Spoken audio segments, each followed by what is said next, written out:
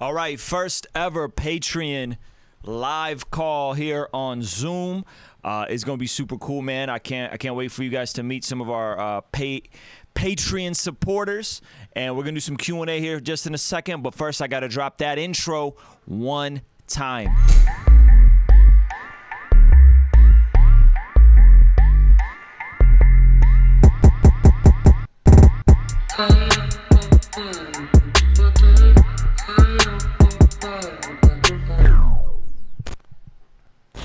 Hey, yo, what's going on? It's Ruslan, hip-hop artist, creative entrepreneur with KingsDreamENT.com, and today we are doing the first ever live stream of our Zoom conversation. If you guys don't know, every Sunday night we do a Zoom call on Patreon where everybody comes together who wants to come together. We talk about life, we talk about God, we talk about music, we talk about business, we talk about whatever they want to talk about. There's no real format into it. And so a lot of you guys watch this channel, you may even know that we have a Patreon community. It's not just give me money, but it's like join this community and get value from other collaborators, get to cut the line on Fan Love Fridays, and get to be a part of these Zoom calls where you get direct access and get your questions answered and get to connect with other creatives. So super dope. Shout out to Brett Rayo in the stream. Shout out to Daryl Dixon. I'm gonna share this on inside of my YouTube, and it's gonna be super dope. Meet my community. That's what I'm gonna share.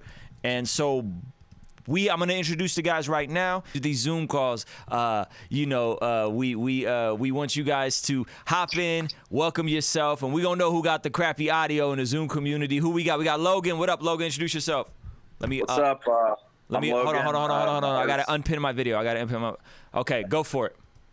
All right, what's up? My name's Logan, and I go by Lo, LWO. Logan's one of our Fan Love Friday submitters. Former rock metal stuff, right? That now you're doing hip hop stuff, transitioning. It was like pop punk, yeah. Yeah, I love it. I wish it was metal. Metal sounds cooler. Metal sounds cooler. Okay, who else we got? M, where you at? Arizona, man. Introduce yourself. Oh, M Brown, also known as Conscience. Do mixed media artwork, hip hop artist, and I do a lot of creative content. Way cool. Who else wants to introduce themselves? Everybody don't got to introduce themselves, but I figured, we might as well. Anybody want to hop in, introduce them? We'll get into some Q&A. Max, you want to introduce yourself? You got the fancy mic this week. Yeah, man, fancy mic sounded terrible last week. Oh, no, you sound quiet now. I'm quiet? Okay, there you go. Now you back. How about that? That better? Yes. Yep. Yes, introduce yourself real quick. So my name's Max Parrish. Go by Max Parrish. I'm a student pastor out here in New Orleans, Louisiana. Hip hop artist. You know, it's about it. Well, you know, yeah. All right. Anybody else want to introduce themselves to the YouTube community? Check 1, 2. Hello. Who's that? I can't see you. Oh, so this kid, I have not been on here in a minute, but this is Kid Snow. Actual name is Brandon Snow. I am a hip hop artist, graphic designer. I am also the creative director of refugee Entertainment. So, yeah, it's fun being a part of Ruslan's community, and let's get into it. All right. Anybody else want to introduce himself before we start? Yo, What's good, bro? Khalil, you know, I just joined like, what was it, like last week? Yeah, you knew. Fresh, I'm an artist, graphic designer. I think I started rapping in like January. Excited to be here. Let's get it. That's what's up. I want you guys to know you all look fantastic with my LUT on every single one of you through our Zoom YouTube chat. Shout out to the people on YouTube watching live. Jody Jermaine in the house. What Jody up, man? Jermaine. What's up? What's good, y'all? Coolin', man. Introduce yourself. Me? Yeah, man. He said, me? I don't need no introduction. I'm Jody Jermaine. Introduce yourself. My name's Jody Jermaine. I'm 27 from Columbus, Ohio. I like rapidy raps. Yeah, man. Rapidy raps, bro. And yo, not to put your business out there, Jody, but Jody's officially a homeowner, ladies and gentlemen. I'm beyond excited for Jody. See? Thanks, all right, man. Sorry, I didn't mean to put you out there, man. Hopefully, you know. No, you good? The IRS and then nobody come after you. And the people coming. All right, well, let's get into it, man. What questions you guys have? Like I said, just keep yourself muted until you're ready to chime in, unless you know your audio's clean, and we'll chop it up, man. There's no real format to this. We just talk. Gotcha. Dope. Is my audio all right now? I don't know what mine, because I left the Starbucks. I just want to make sure my jazz. You sound like you're in a tin can, my G. He sounds and looks like he's in pursuit of about 2 black guys right now who just robbed the store. That's a fact, though. All right, but if you want to ask a question, Philip, you can, or whoever, just chime in. Hey, hold on, real quick. I'd like to introduce myself. I'm Robert. Man, I just started off as a fan. I'm trying to get into the Loop community, and this is dope. So I'm here at the gym. They call me out, saying my mic is terrible. So, you know, they just picking on me because I'm mixed and I look good. Nah, just kidding. Hey, be careful what y'all saying. You know, can't say you be chasing 2 black males. You know, it's not right. That's funny. Why they gotta be black? But I'm here just I'm the comedic relief. I'm just kidding. Talking too much. Comic relief. Yeah, All yeah. right, let's get into a question. I got a stupid question, Ruslan. Maybe it's not stupid, but maybe you can help. Why in John Keith's album, and nobody else, why is the video, when you guys shot the music video, why does, like, there's the stops in it, and on the album there's not stops in it? Like, the music doesn't cut out in the album version. Hold on, wait. What part? What video specifically? His Nobody Else video. Nobody Else video. Like, anytime he's doing, like, any of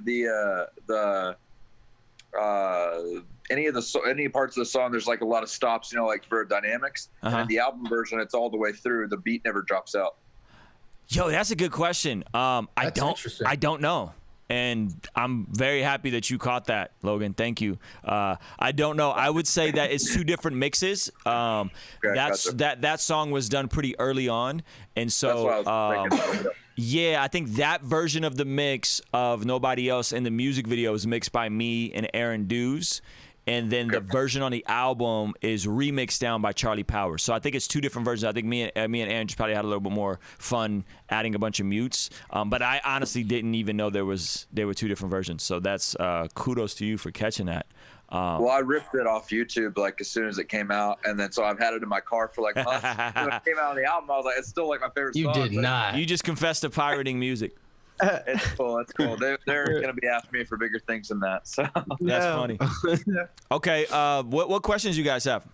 Let's piggyback off that. So on Pirating. No, not off the pirating, just John Keith. So this is a big, it felt like a longer album than normal. Yes. And it was super dynamic. I don't want to start calling stuff early, but I really enjoyed this one the most in my experience with John Keith's music. I felt like he was connected in a way that I connected with a lot. And there was just a lot of different stuff on it. How much involvement do you have with John Keith? Is it the same on each project, or how much involvement did you have specifically with Olympus as far as influence, creative direction, etc.? Yeah, that's a great question. So specifically with Olympus, I actually didn't have that much involvement on it. I had a few like things in terms of writing stuff, like some hooks that I had him rearrange and a couple of minor things. And then I overall like approved the mixes that Charlie did. But he was working on Olympus while I was working on Indie Jones 3, and we were simultaneously working on both records at the same time. So I actually wasn't as hands-on on this one at all. And so, yeah, so that's why I'm not on it. That's it just kind of, you know, he worked on it, and then him and Charlie mixed it. I was finishing Indie Jones 3, marketing Indie Jones 3, and so it was a different process, but I'm glad that he was able to be autonomous and be himself completely and do what, you know, make the record that he wanted to make. And so, yeah, man, it was a different process. Everything else, I'm usually pretty hands-on, like especially with Paul. Me and Paul kind of cook everything together, you know what I'm saying? And I kind of like take his demos and take them to the next idea. And Paul also produces all his own music. And so this Olympus record, John Keith did, I want to say close to 60% of the production himself, and then there was a couple other guest producers, and then he just went in with Charlie, and he was trying to get a more of like a pop sound out of the mixes, and I do more of, you know, like a hip-hop mix type sound. And yeah, and they finished it while I was doing the Indie Jones 3, and then we wanted to make sure it was set up right, marketed right. So how much of it did you hear prior to the release? Oh, I heard the whole thing. I heard the whole thing. So they sent me multiple versions, and then I would like, okay, change this on the mixes, change this on the mixes, and then it was like, oh man, why did this hook change? This hook was brilliant. Why is this hook not? You know what I mean? Like, y'all got to change this back. That was kind of like that kind of stuff. You know what I'm saying? Okay, so pretty much during the whole creative process, they were bouncing records back to you. Yeah, I was hearing all the records, and a lot of those records he's had for a while. Like the intro, he's had that intro for like 2 years, like a long time. So we've been sitting on that intro for a while. He's had obviously Nobody Else. He's had Next for about a year. He had, what else? He's had a lot of those records for a while. Like, he really took his time with this project because he had the concept, and he didn't want to do Olympus before Honey Blonde and the Lost Boys. But he had the concept for Olympus in that intro, I think, around the time he did Lost Boys. Like, right after he put out Lost Boys, he had that intro. So he's had a lot of that stuff for a while. Gotcha. That's cool, man.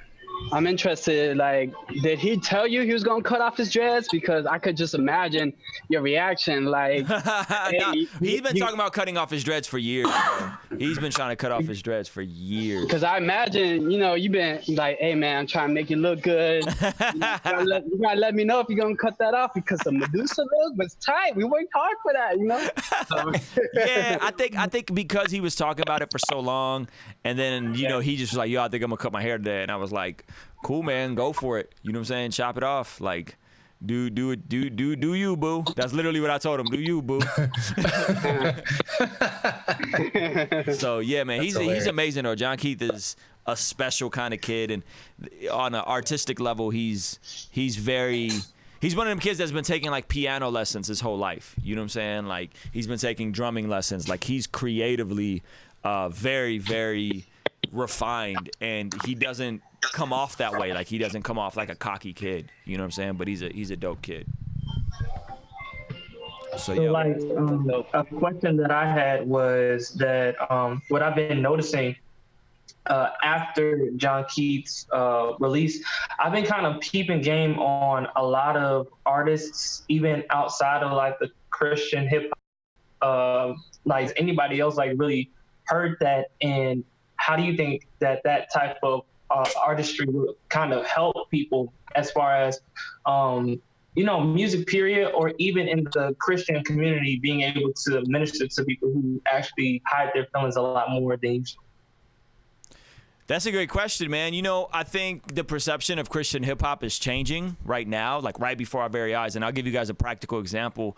I just did an interview with this guy named Craig Gross, who is he's a pastor and whatever. You guys will see the interview on Patreon tomorrow. I'll drop the full interview on Patreon tomorrow. And he asked me like, "Oh, you do music?" And I was like, "Yeah." And he's like, "What kind of music do you do?" I was like, "Oh, I do like Christian hip hop." And he was like, "Oh, word, like, you know, kind of like what Chance the Rapper's doing." You know what I'm saying? And I was like, okay. Don DeMarco. You know what I'm saying? Like, all right, you know. So he's like, yeah, because, you know, yeah, Chance just put out a new album. So, like, people's perception, I think, of Christian hip hop is changing, where when you say Christian hip hop, when you used to say it 15, 20 years ago, people would be like, oh, it's whack, it's cheesy. But now you say Christian hip hop and they think Chance the Rapper, Lecrae, you know what I'm saying? Like, and that's people's Kendrick. Yeah, Kendrick, you know, a little bit. I think people's perception is changing. I think that's a great thing. So in terms of people being more vulnerable, in terms of people being more transparent, I feel like anything I've put out from King's Dream has always been very vulnerable and very self-reflective and very honest. And I feel like we've been doing that since the Breaks days. You know, as far back as I could remember, we've been more transparent and open about mental health and whatever, right? Way back. And so I think now the community as a whole is catching up, because you used to be able to either rap about God and that was it, or you used to be able to like rappity rap about nothing. And I think we found that medium of telling your story, of talking about your struggles. You know, one of the things I heard Kirk say on the Breakfast Club is he said, we showed this generation our scriptures without showing them our scars.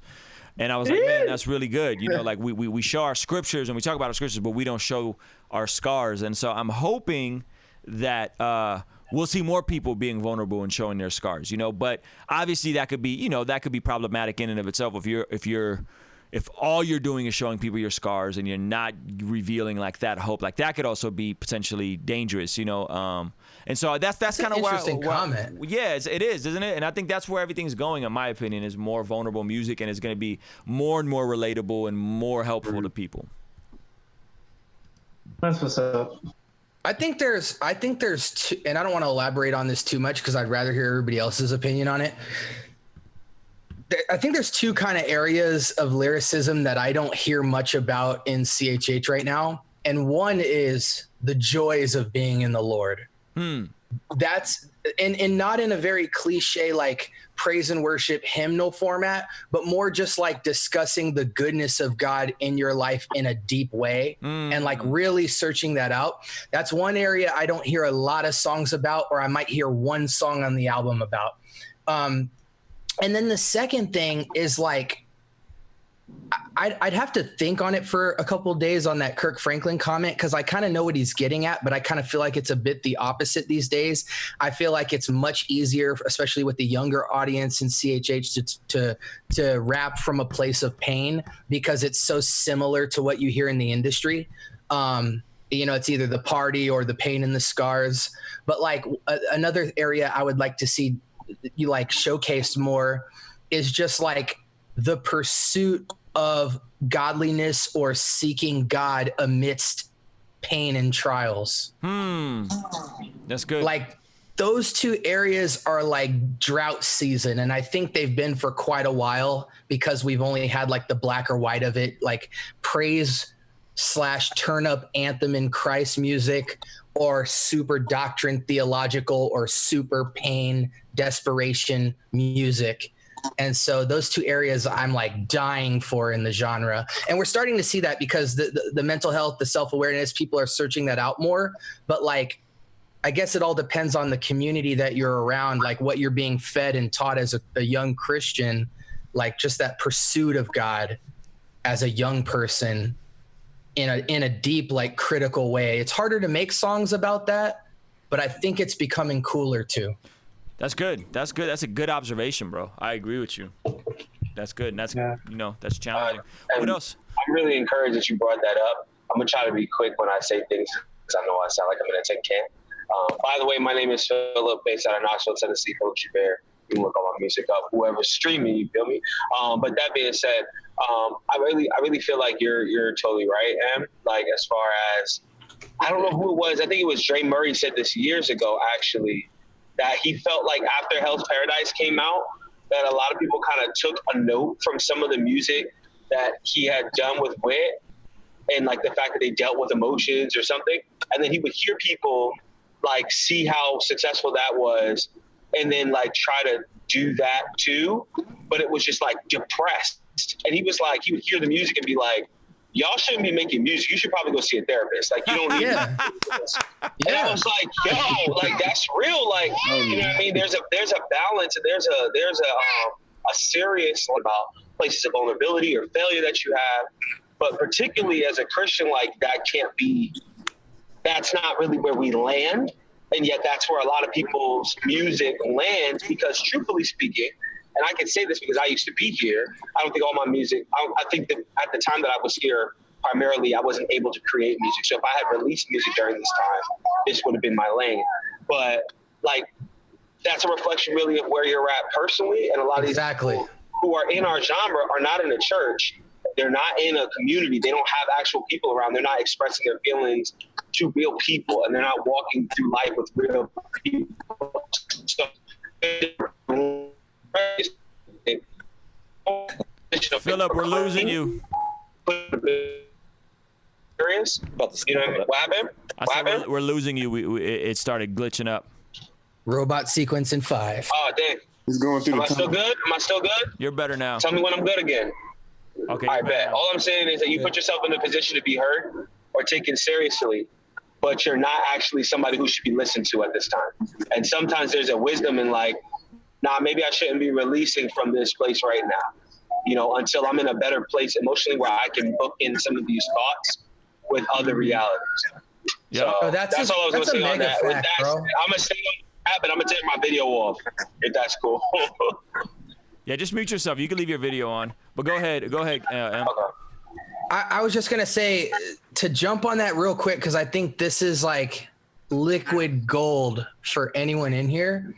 Like, it's what he basically just said, to recap, and correct me if I'm wrong, is basically that some people, when you hear an abundance, whose mic's on? Okay. When you hear an abundance of somebody's heart broken, a lot of it, you think you probably shouldn't. It's not that you shouldn't be making music. It's just like that abundance is probably more revealing that there's some healing that needs to happen. But it's a tip of the iceberg thing, because a lot of the reason people don't express and think internally is because there's so much judgment in the CHH community in general. So like some guy genuinely talks about killing himself, and the CHH community goes, oh man, theologically he wasn't on point. He didn't address these points. And like, come on, dude, what? No, that legitimately happens. And we don't even see that we don't even just see that on a theological standpoint. We see that on a very naive, dumbed down level where it's just like people will get shunned for expressing themselves because they're lacking something biblical. And so people want to shun them from the community. So it's hard, because you should be able to communicate about personal areas in your life. But I do think when it comes to a degree of abundance where that's all we're hearing from a particular artist, then we should be able to like lovingly pursue that cat and say, hey man, like, I'm noticing there's not a lot of joy that you're having in your music. Like, are you really in that place all the time? And like, there should be room there to like, okay, halt from the music for a second, because this is actually, I think a lot of the music today is actually revealing to us the current state of somebody's spiritual thermostat. And we need to be more attentive to like seeking that out and fellowshipping with these cats on a personal level, or even on an online level, because some more powerful stuff can happen far beyond the music. Conscious with the subliminals at NF right there. Pop, pop, pop, pop, pop. No. Yo, what about NF?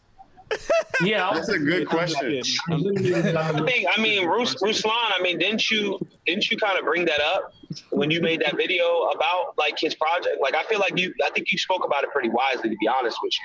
Like, where you kind of spoke about how you kind of felt like the like kind of the dark places was there, but you didn't feel like you had some of the hope really, and that it wasn't as helpful as possible, even though you felt like the project overall was dope with like some of his beliefs and stuff. Yeah, I think you're totally right. I think NF makes really cool music. I think they execute it well. The production is cinematic. Like, I think he does a lot of things right.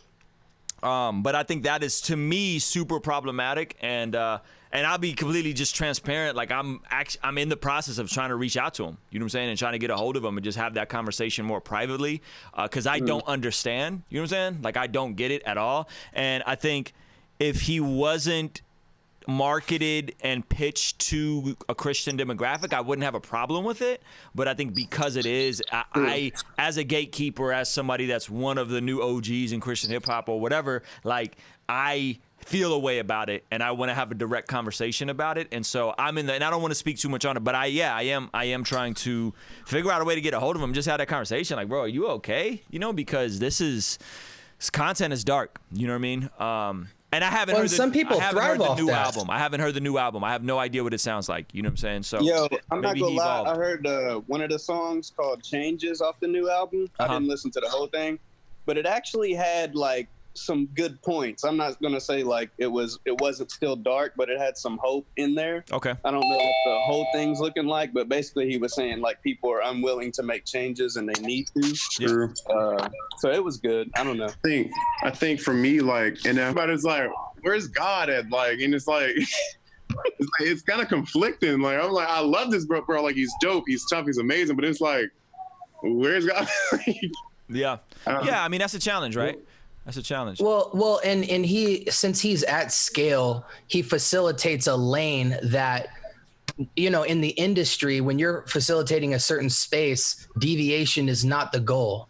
You know, if he's catering to a certain audience and there's a certain message and like lane that you're fulfilling, you know, a lot of cats will stay in that because they think they're providing something that's missing from the game on a larger scale. So I don't think the issue is that. I do agree with you, Ruslan, that if that's all you're doing, like, you want to examine that. But I do think that if his spiritual thermostat is good and he's just speaking to a specific subject matter that he feels really passionate about, that's okay. Because again, the most important thing is like, are you okay? If you're okay, but you're just passionate about a certain lane of content, I still disagree with that. But like, I don't have to be hopeless on that matter because it's like, okay, well, you're doing a different facet. I don't have to agree with that. But yeah, I do think especially if you're at scale and you're a major artist and we know like this is what you do most of your day, that should constantly be examined for a lot of different reasons. Spiritual thermostat, like, are you aware that you're such a huge artist and that you're pretty much the boat sailor for what people think about when they listen to CHH? Is that something you're thinking through? Like, those are things that I would want to talk to him about, because in a lane where not a lot of CHH artists break out, do you want to front run with a subject matter like this for years on end? There's so much more goodness to talk about. Now, again, it's not his responsibility to do that, but if you're not even mindful or you don't even care about that stuff, that's when I kind of like pull back. I'm like, I can't, like God has a purpose for man that has nothing to do with what we think songs should be like or like our creative pursuits. God to be glorified in all things. So if we're not even kind of or a lot mindful of that in something we spend a lot of time on, then there's definitely a problem. Word up. What else, you guys? I feel like even on that matter, because this is something that affected me as an artist personally, so maybe I'm a little more triggered with that with different artists or whatever. And like, I feel like for me, a benefit of me now being a little bit older and like close to 30 and stuff, where it's like I've had time in both this genre as well as just music in general to watch some of my artists mature. You know, like you kind of see where people are growing at. And I found that it's helped, like my favorite artists and people I enjoy the most are the ones who I feel like I've seen them grow. So like your content grows with you. So for me, it's a hard thing for me with any artist and myself. Really, I really faced this, I think, at a particular time where I kind of felt like all I could make was depressed songs because I was depressed. So I stopped really releasing for a while because I felt like that was all that I could hear. And genuinely want to hear from me because there was music that I created when I was depressed that really blessed people. There are a lot of people who kind of want me to be there sometimes. And I'm like, I don't want to be there. I actually want to be happy. Like, I actually want to be healthy. Like, I don't want to be where I was. Plus, I'm not even there in my life anymore. I was single when I made that music. I'm married now. I had no children. I have kids now. I had no job. I have a full-time job now. Different. You feel me? So it's like, I want to speak out of where I've grown, not necessarily just out of reaching back to a place that caused me to create some good music. I think there's a sense in which almost like, and I've talked to my wife about this because I really struggle with this sometimes, but it's almost like you got to trust God that he can create music out of different seasons in your life. Yeah. And not just out of the one where you were creatively on some, Super Saiyan stuff. Like, you need to be able to move past some of that stuff because it's really, really telling when a fan base only wants to hear from you when you're in a really bad place. And I don't care who the artist is. There's something really wrong with that. Like, it needs to be, you shouldn't be eating only when you're doing really poorly. I know there's a lot of artists who have spoken about that. I think Joe Budden is one of them who was like, yo, if I'm like not doing horrible, like y'all don't want to hear from me. You know what I mean? Like, which is a problem. So I don't know. Just was just that's good. A piggyback on. We need to relaunch stream. Yeah, I'll restart it right now and we'll keep it going. Let's get some of you guys who haven't said anything. I want to hear from you guys too. So I'm gonna restart it right now, and then just same link. Everything's the same. Just come in muted, and we're gonna keep it moving. So just give me 1 sec. So what's happening now is we are restarting our stream because we're on a budget, ladies and gentlemen. Shout out to you guys on YouTube, man. How y'all enjoying this? This is different. I've never done this before. I've never made this part of the stream public, but I thought it would be good for those of you guys that aren't Patreon, but maybe you're on the fence to kind of see what we do every Sunday night. And then hey, also you guys that are in the Zoom call, turn your phone sideways too. That would help me out a lot. Yeah, thank you, Johan. Appreciate you. That little whatever, you know what I mean? And so as I'm rocking my brand new Andrew Yang 2020 hat, very excited about this hat. Hey. They sent me the cap. The front of it says math, so. Yeah, for the math, man. Math. All right, everybody back? Is everybody back? Everybody back? Live, I think we got free more Zoom people version. trying to come through. I don't see a lot of people hopping on, so. Yeah. He said, gotta utilize that free Zoom version, man. Come on now. We ain't got the big bucket. That's why y'all should sign up for Patreon. My YouTube people, sign up for Patreon so at least I get the paid version. You know what I'm talking about? Trying to afford the papers. Hey, Kunle, what's up, bro? Kunle, where you at? My friend's crib, so that's what's up. That's what's up. I'm glad I could pronounce your name correctly. I feel very good about myself. You had to spell it out in the text message for me. Yeah, I know my brother's here. When if I spell it out, y'all probably see, oh, why did you spell it out like that? But that's how you say it. So it's cool. But just to piggy off of what people have been saying so far, not to play devil's advocate, but to play devil's advocate, I like. And maybe it's because I'm in a different place of maturity, and maybe it's because I'm in a different place of filtering out what I listen to. But I very much appreciate when artists go into that deep, dark, emotionally vulnerable space. And it's kind of like I don't get that often from secular artists. I don't get that often from non-secular artists. You know what I'm saying? Especially in the mainstream. And not necessarily that I listen to people in the mainstream, but in general, my favorite artists are people that are not afraid to go there. So I guess my question was supposed to ask the people, what is the line that I guess believers and artists in general, what is a line that should be told to where too much information is literally too much information? Because I remember maybe a couple of years ago, there was an artist, and he was going deep into when his wife had a miscarriage or something like that. Uh-huh. And it was just deep and dark, and top to bottom the track list was very dark. And I don't necessarily remember the light at the end of the tunnel, but it also just revealed a part of things that we all go through. It was very dark, very, very deep, very depressing. But it's also I truly 100% appreciate that, because not many artists are willing to go there. And for me, I give all the respect to artists that do. But obviously, I'm speaking from a place of maturity, because if I hear that all the time, I'm able to filter it out. I'm not going to be depressed for the next 3 weeks if I listen to a depressed album. But I just want to know, I guess, just to get everybody's opinion, what is the line per se when it comes to that type of artistry?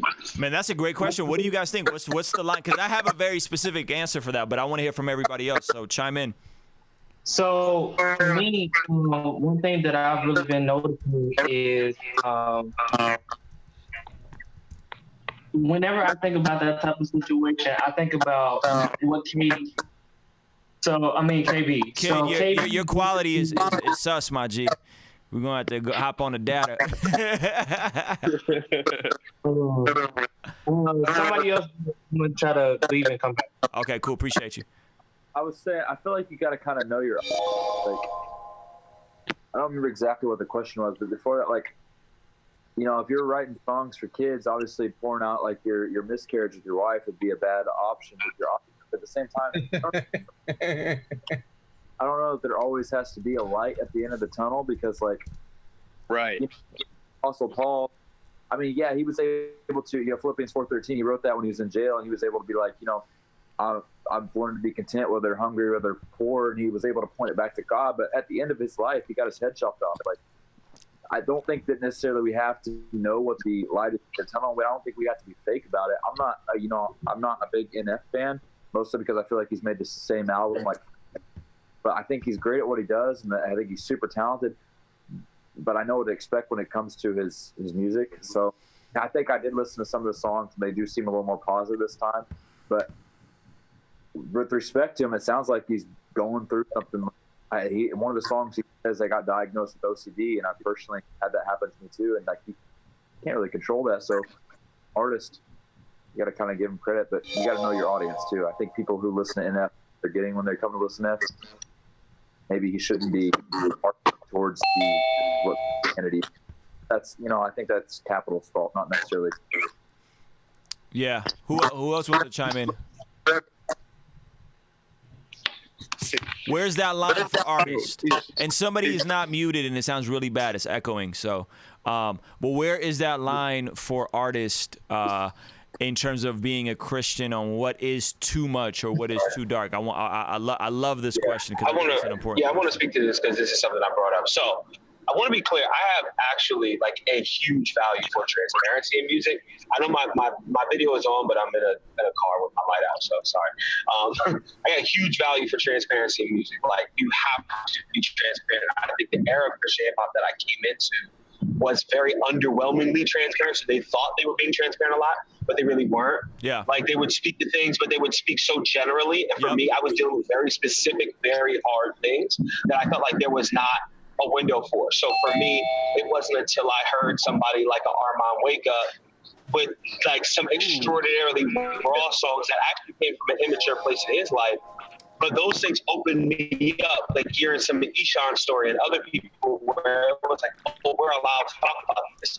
Or even like some of the true later stuff. I needed that permission almost in the genre at the time to feel like I was allowed to talk through struggle. So transparency is important. Like, you have to be able to express the actual dark nights of your soul. I think that's necessary because otherwise we give off this image that we're superheroes, just dumb and alive, right? And I have a real problem with people who take the song where they're almost being transparent and then try to bookend it with like a plastered on Jesus makes everything better thing, because that's not really even how we deal with grief in the Bible. So that's not how we should deal with as people, right? But there's a difference between being transparent and saying this is where I'm at, and then kind of glorifying your depression, which is a different thing, right? So when you're depressed, depression is selfish, very selfish, it's very self-centered. And when your end all, start, beginning, end, middle is all me, you let it out, but you end up being the person in the room who just like did the word vomit thing. And everybody just watched and goes, all right, well, cool. Like, did you want me to weigh in on that or not? You see what I'm saying? So I see that to be different. And I think there has to be, you know, growth in that. So I actually really appreciate when people are transparent, when people do go through really hard stuff. But it's just a difference between that and kind of wanting to really just like celebrate how much your life sucks, and then you're just letting it all out. That seems to be a little bit more selfish and without intention. So I say transparency without wisdom can just be just like basically a counseling session that you should have had, but on a song instead of something that's actually beneficial. So I think there has to be wisdom into whether or not what you're saying and what you're communicating publicly through the medium of a song, which has messages and things like that, is that necessary? Is it beneficial, or is it something that's not helpful? And there's a line for different people with that. Yeah, the stuff I talk about, a lot of people don't think I should have talked about, but a lot of people were like, we're talking about it, so I knew it was what I was supposed to do. That's it. Right. So I would bring it back to you, Kunle. I think you have a record, the video that you did, where you go to that dark place and you talk about some heavy stuff, but I think the line is in when you do or don't glorify sin. Like when you don't glorify it, like it says, it is an abomination to call evil good and good evil.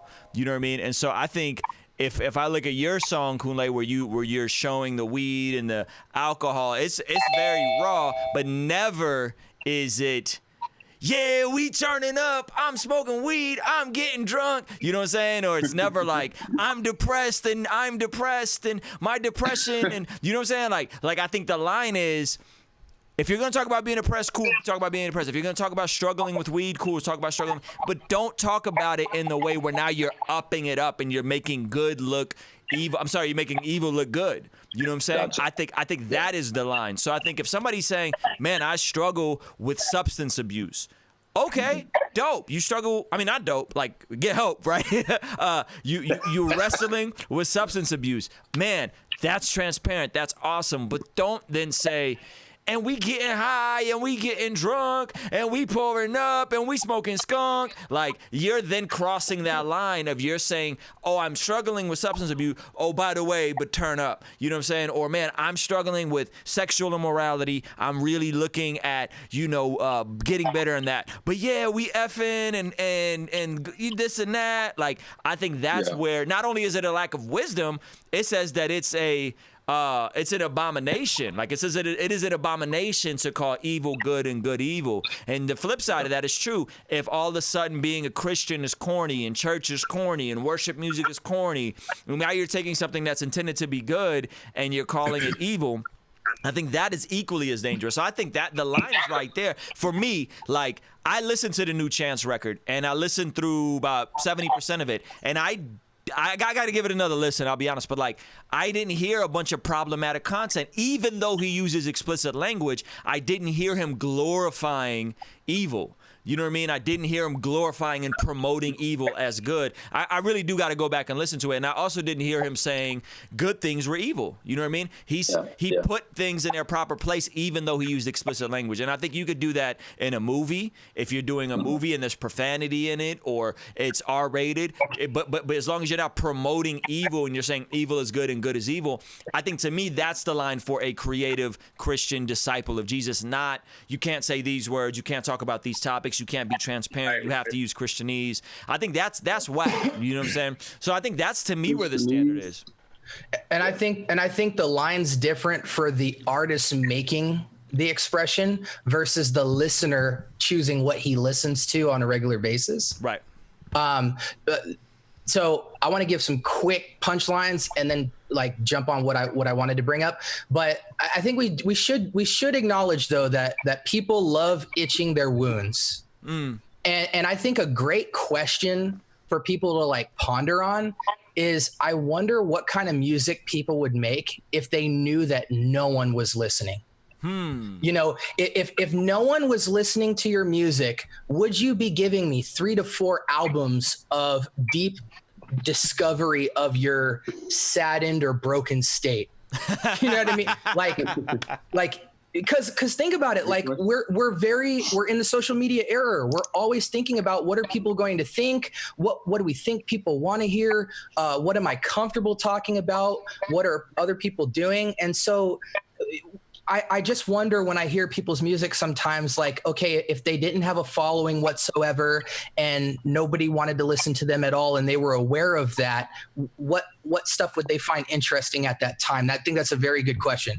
Now, the one thing I wanted to say in addition to Ruslan's point is it's so hard because we have a very bad stigma and this is just like the dumbest thing that we do, but we'll listen to somebody's album and like blanket their whole assessment. Mm-hmm. Like, we don't realize that most people are terrible talking about the things that they're going through. And a lot of the reason they even write what they're writing is because it comes from a place of confusion and like, God, what's going on?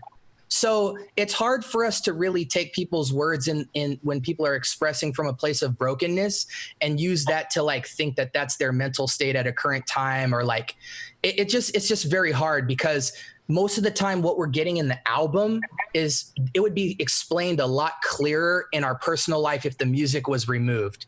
When you take away the need to rhyme and the musicality and the drums and all that, you'll get a lot of a clearer picture. So here's where I'll say the line is drawn.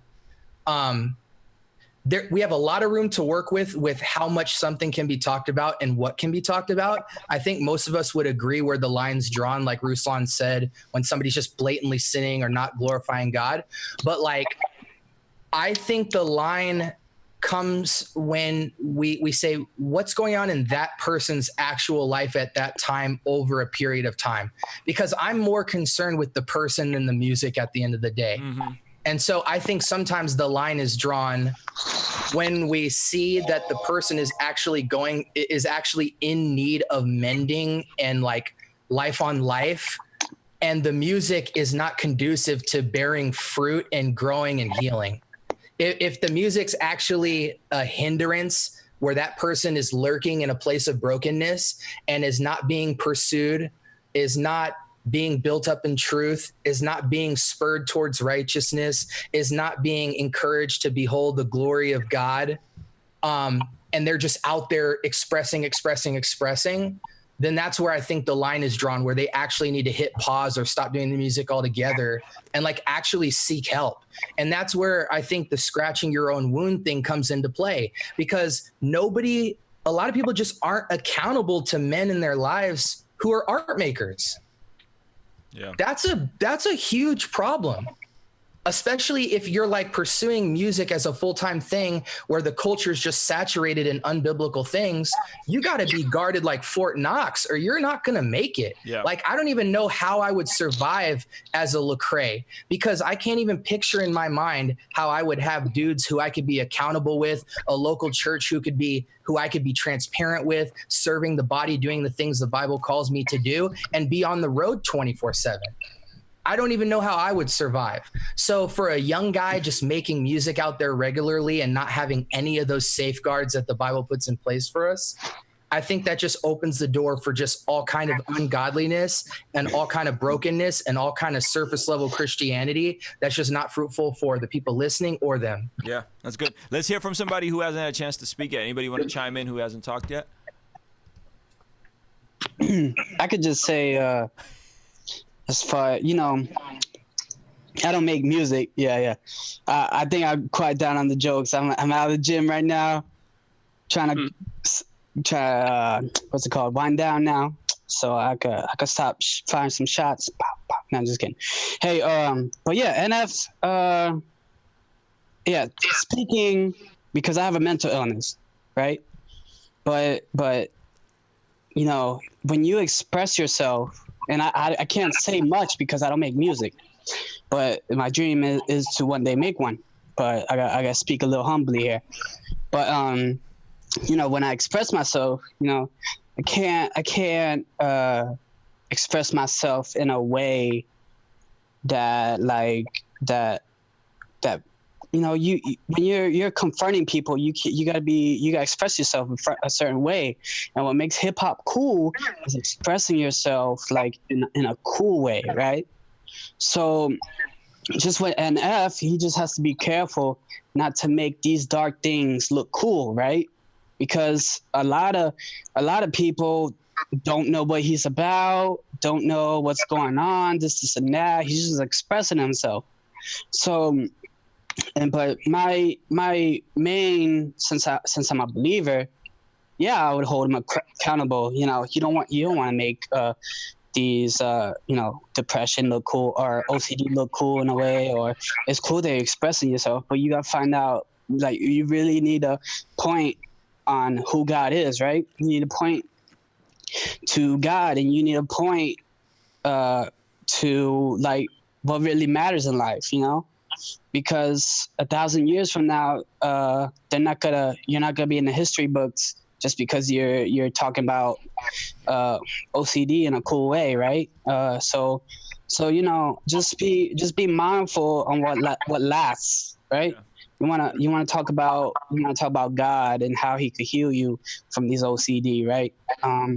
So I'm blessed because I struggle with a serious mental illness. So I'm blessed, but I don't go at people and like I can make mental health jokes. That's funny, but like if I approach somebody, start getting all dark, people are gonna be like, "Oh, is this guy okay?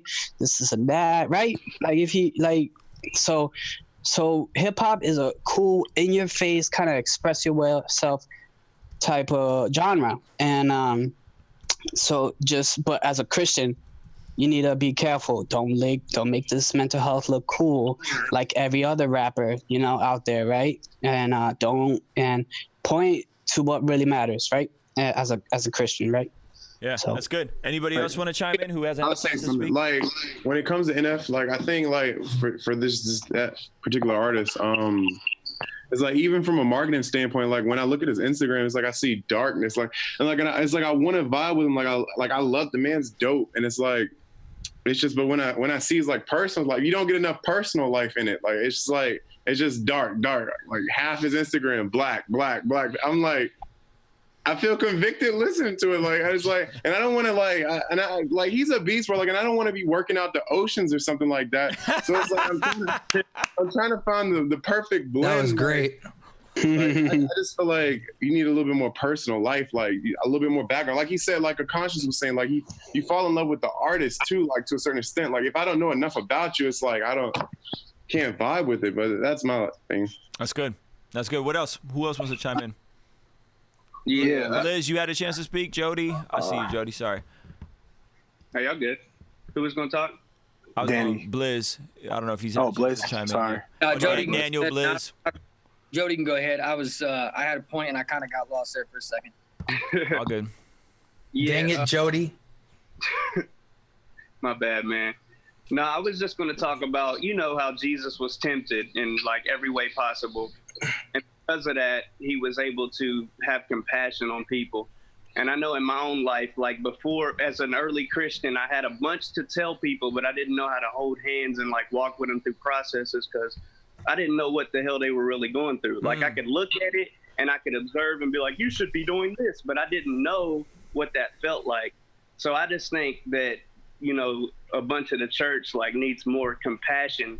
They need to learn how to like actually walk and hold hands with people instead of just telling them what is right. Like a lot of people in their, like it's embedded in us what's right, but we need to know how to like, how can we get them from point A to point B with grace? And I think, you know, there's got to be grace in that process with people making music and expressing too. You know? Absolutely. You know what I mean? Because I think, you know, Jesus couldn't touch the people he touched unless he felt their afflictions, and he was able to look at them and weep like, I know what you're feeling right now. I really know. And because of that, just my presence around you gives you hope. You know what I mean? So still never take that hope element out, but it might look weird to people who don't know what that situation is.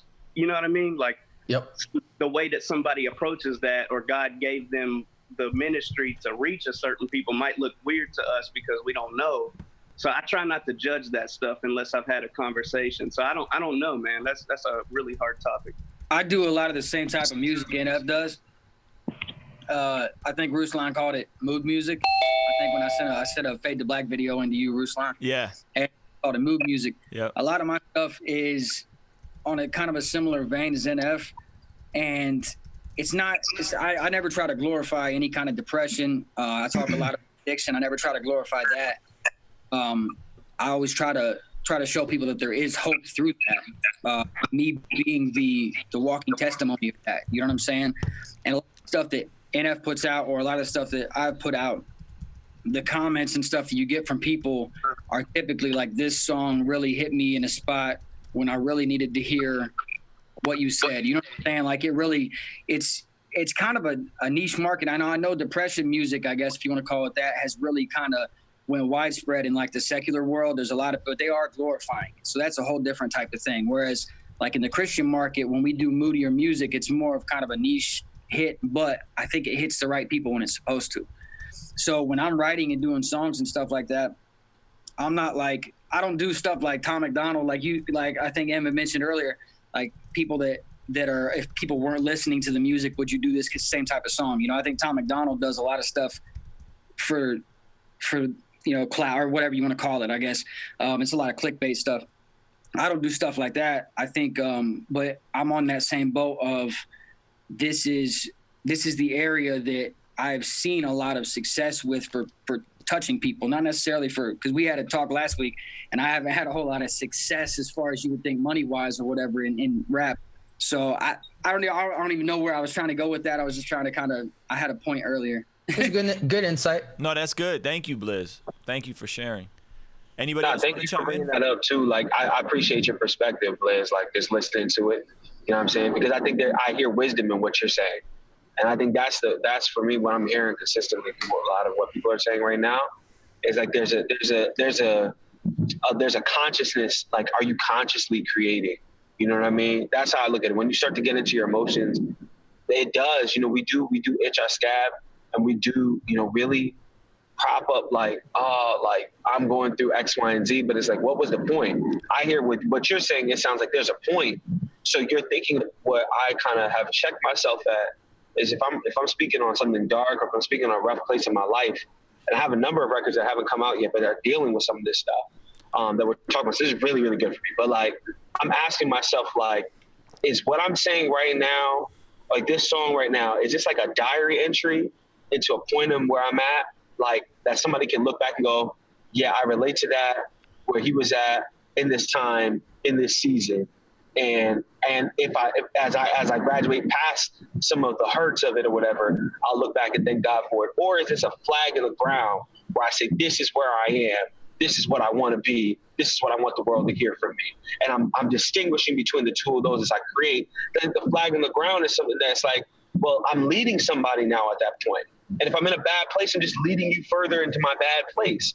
So it's like, I don't know, that's like, y'all tell me if you disagree with that. That's kind of what I'm thinking about in this. And I appreciate your perspective, Liz. Like you definitely think a little different. I'm saying too, like if you're making music and you're saying that I get what you're saying, because it's almost like you're glorifying where you're at right now and almost inviting people to join you in that situation.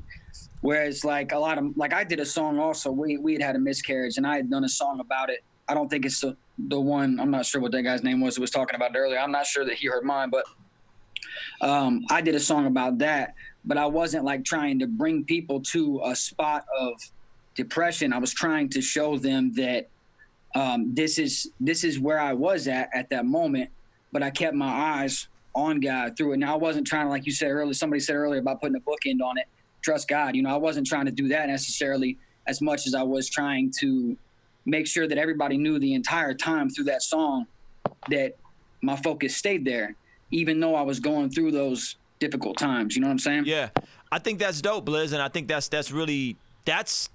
to me, I think it's dope. I think when there's something that happens that's outside of your control and you channel it through your art, I think that's dope. I think the tough part is when we make art that stays in that place, right? So, man, like if you struggle with something and the music reflects the struggle, I would hope as a person you would not stay in that struggle. Like if you're struggling and you're always broke, well, I would hope you would find information or discover Dave Ramsey and figure out a way to stop always being broke. You know what I'm saying? Like if you're struggling with fill in the blank, like it's a cool way to make art, and it is that like vulnerable, transparent thing that is very connected because it's raw, right? And that's dope. And from an artistic standpoint, it's a dope way to make art. It's a crappy way to live your life.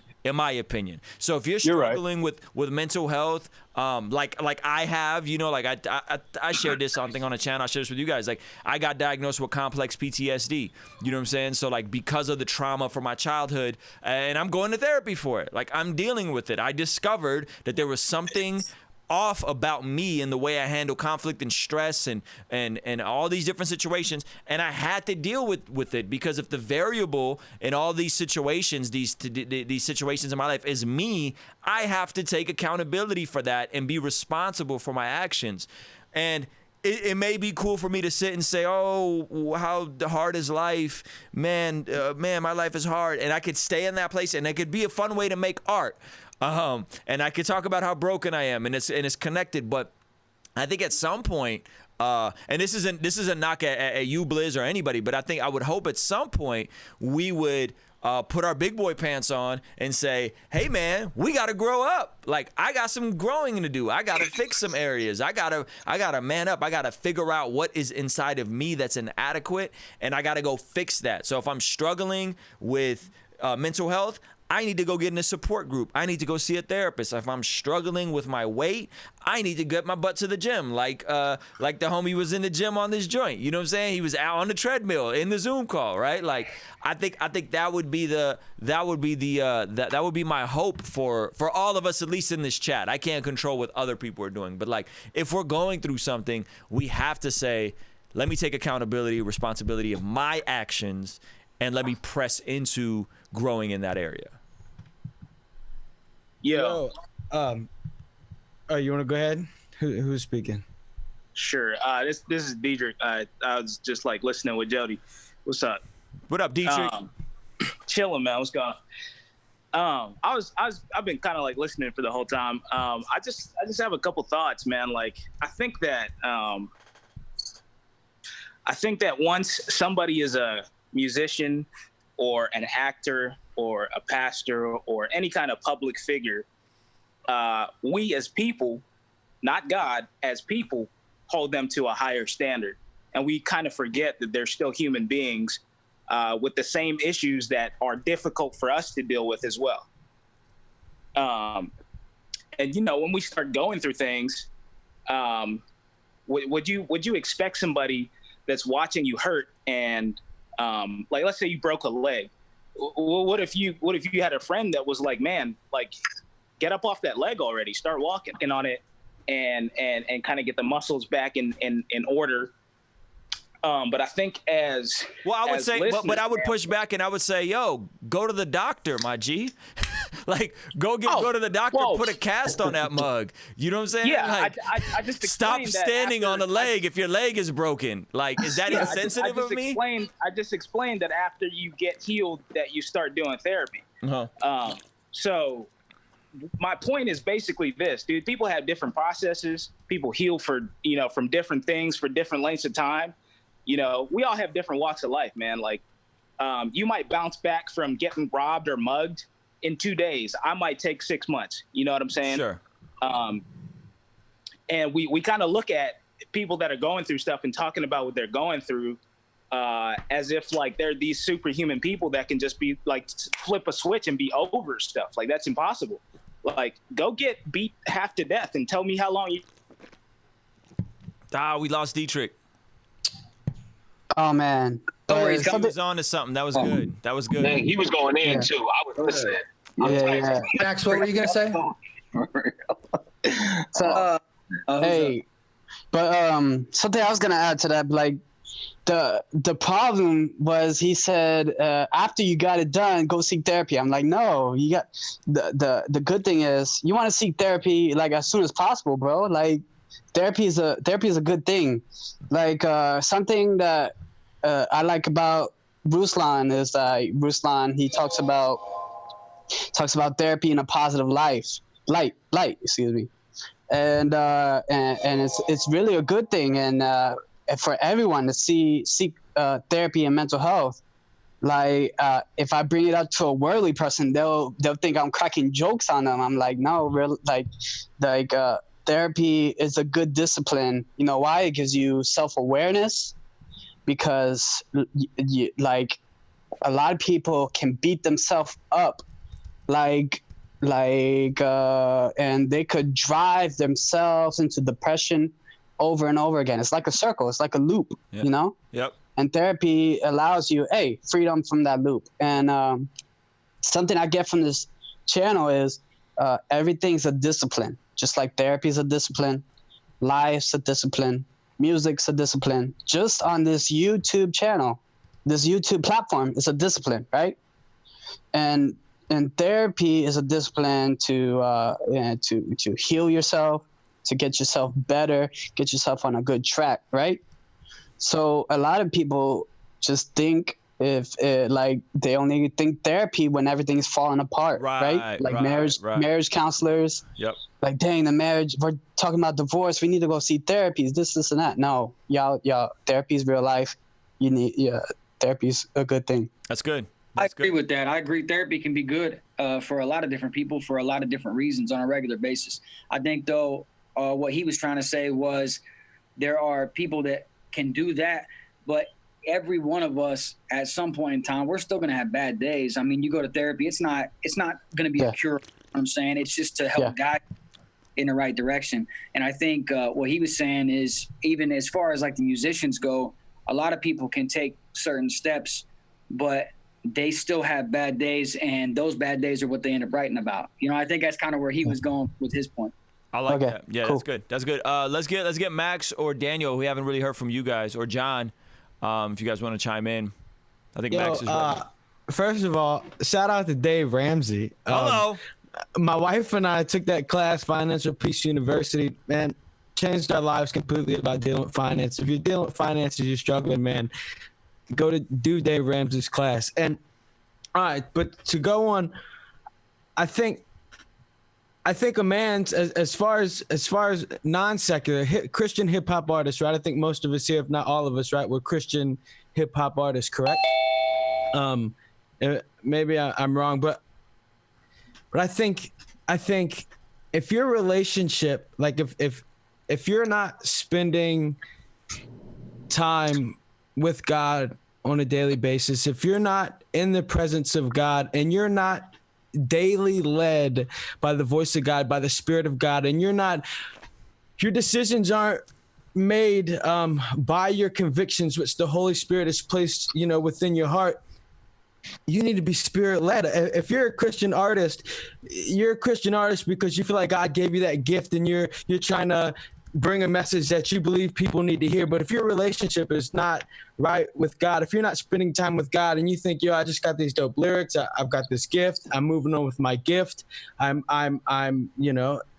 you're not walking, if you're not protecting the anointing in your life, then I don't believe, I think that's where the line is drawn. I think your relationship with God is where the line is drawn. Are you right with God? Are you, away from God? And that's a self-heart evaluation. And sometimes that's difficult because we put our gifts above God, and that can be an extreme struggle, especially from, people who, are gifted in things. They feel like, man, they can just run with their gift. That's it. I see you trying to restart the stream. Okay, I'm gonna restart the stream. So I'll back in. Jody, make sure we get Dietrich back on because I want him to finish his thought.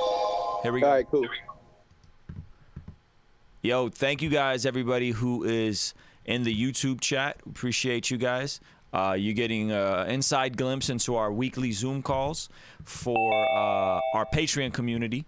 And so if you are in the YouTube community, consider joining the Patreon community. I think it starts as low as $5 a month, and you get to be a part of what we're doing here. And so we're gonna get the homie Dietrich back in. I want him to finish his thought. I think Jody Jermaine's phone. Hey Jody, turn your phone sideways for me if you would. I think Jody's phone died. There it goes. As he was onto something, and I think he was speaking. On a good point. Yeah, he was on a good point. I think he was saying that people's process of dealing with trauma and how they process trauma is different for everybody. And so everybody, mute yourself unless you're speaking, of course. And Dietrich, you want to pick that up, Maji? Yeah, man. So basically, what I was saying, dude, is people's process, like you said, with dealing with trauma is different. And, some people take longer than others. Some people don't. I think the problem or the challenge we have in society now is that we have this thing called celebrity, where you can be a celebrity, you can be somebody with a lot of influence or a lot of social reach without being a very mature individual or without having the right tools to help you move forward in terms of dealing with certain traumas. And so I always tell people, whether it's an actor, musician, whoever it is, if somebody's a celebrity, I don't look at that person for life advice. I look at that person for the thing that they're an expert in. So if you're a soccer player, I'm not coming to you for life advice. I'm coming to you for soccer tips. Watch you kick that ball. Yeah, that's it. Yeah, that's good. That's if I'm looking to you for something else, I have failed in my own life.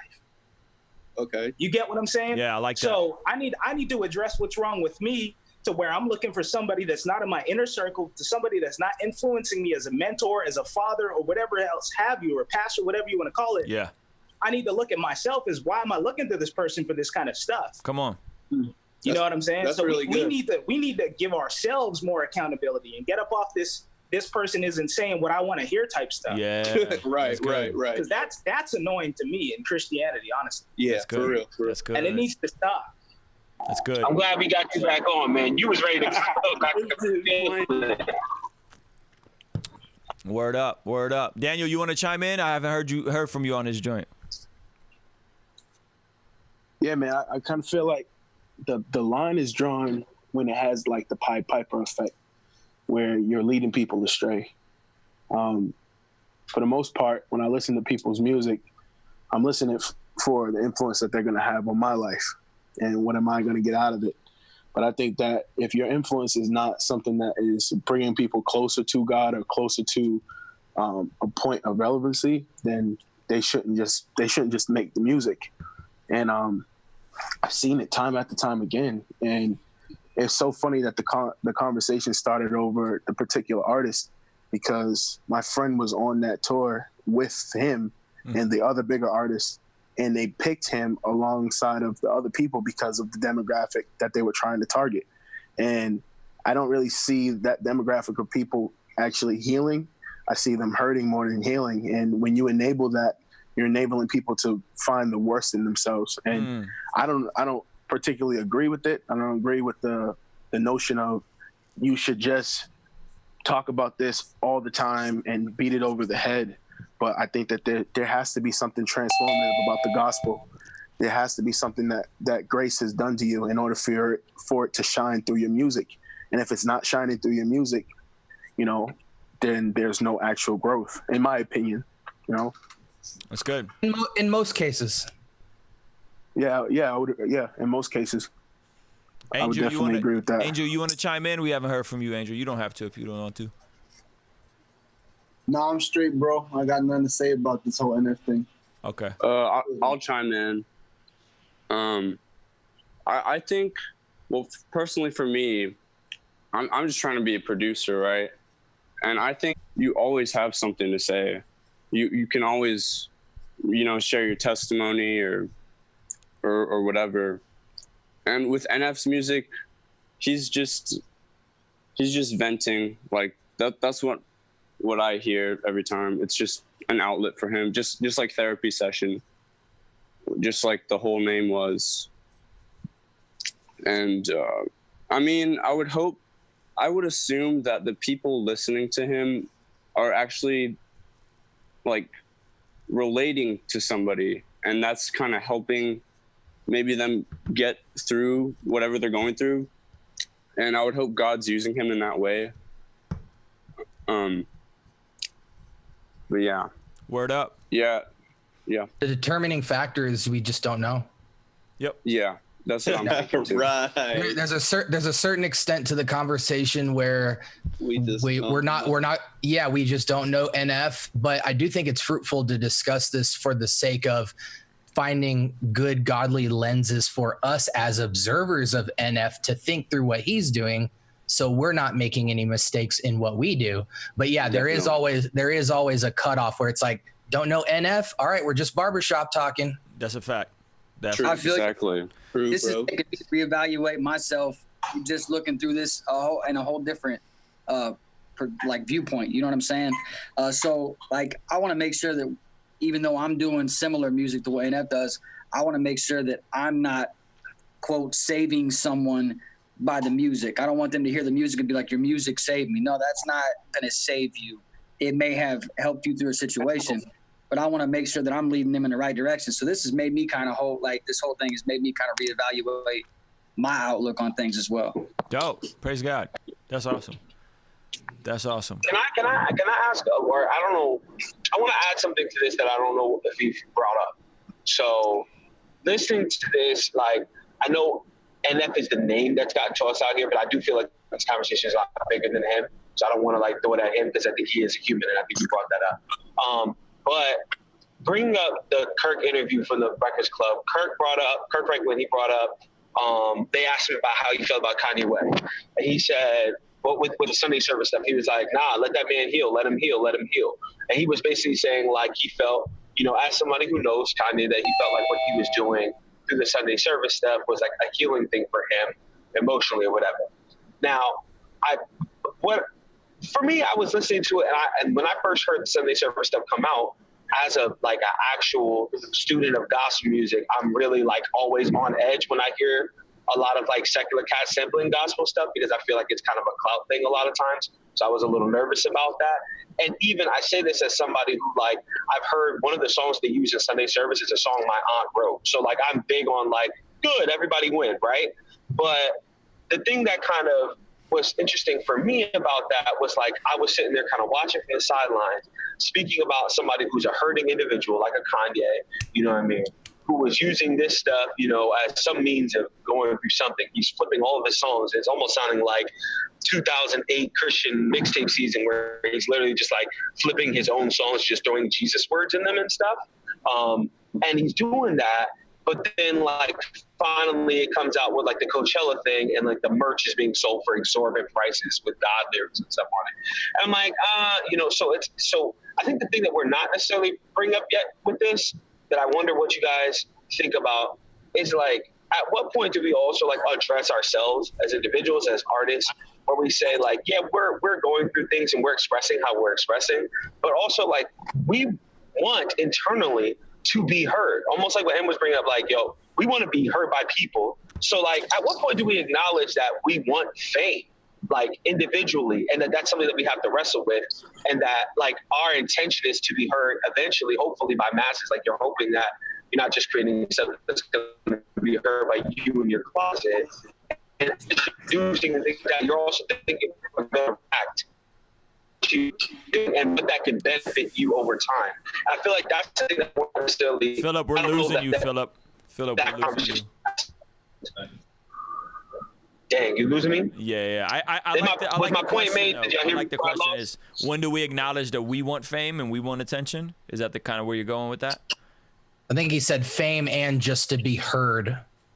But let me share this. Like at what point do we acknowledge the marketable aspect of what we're saying?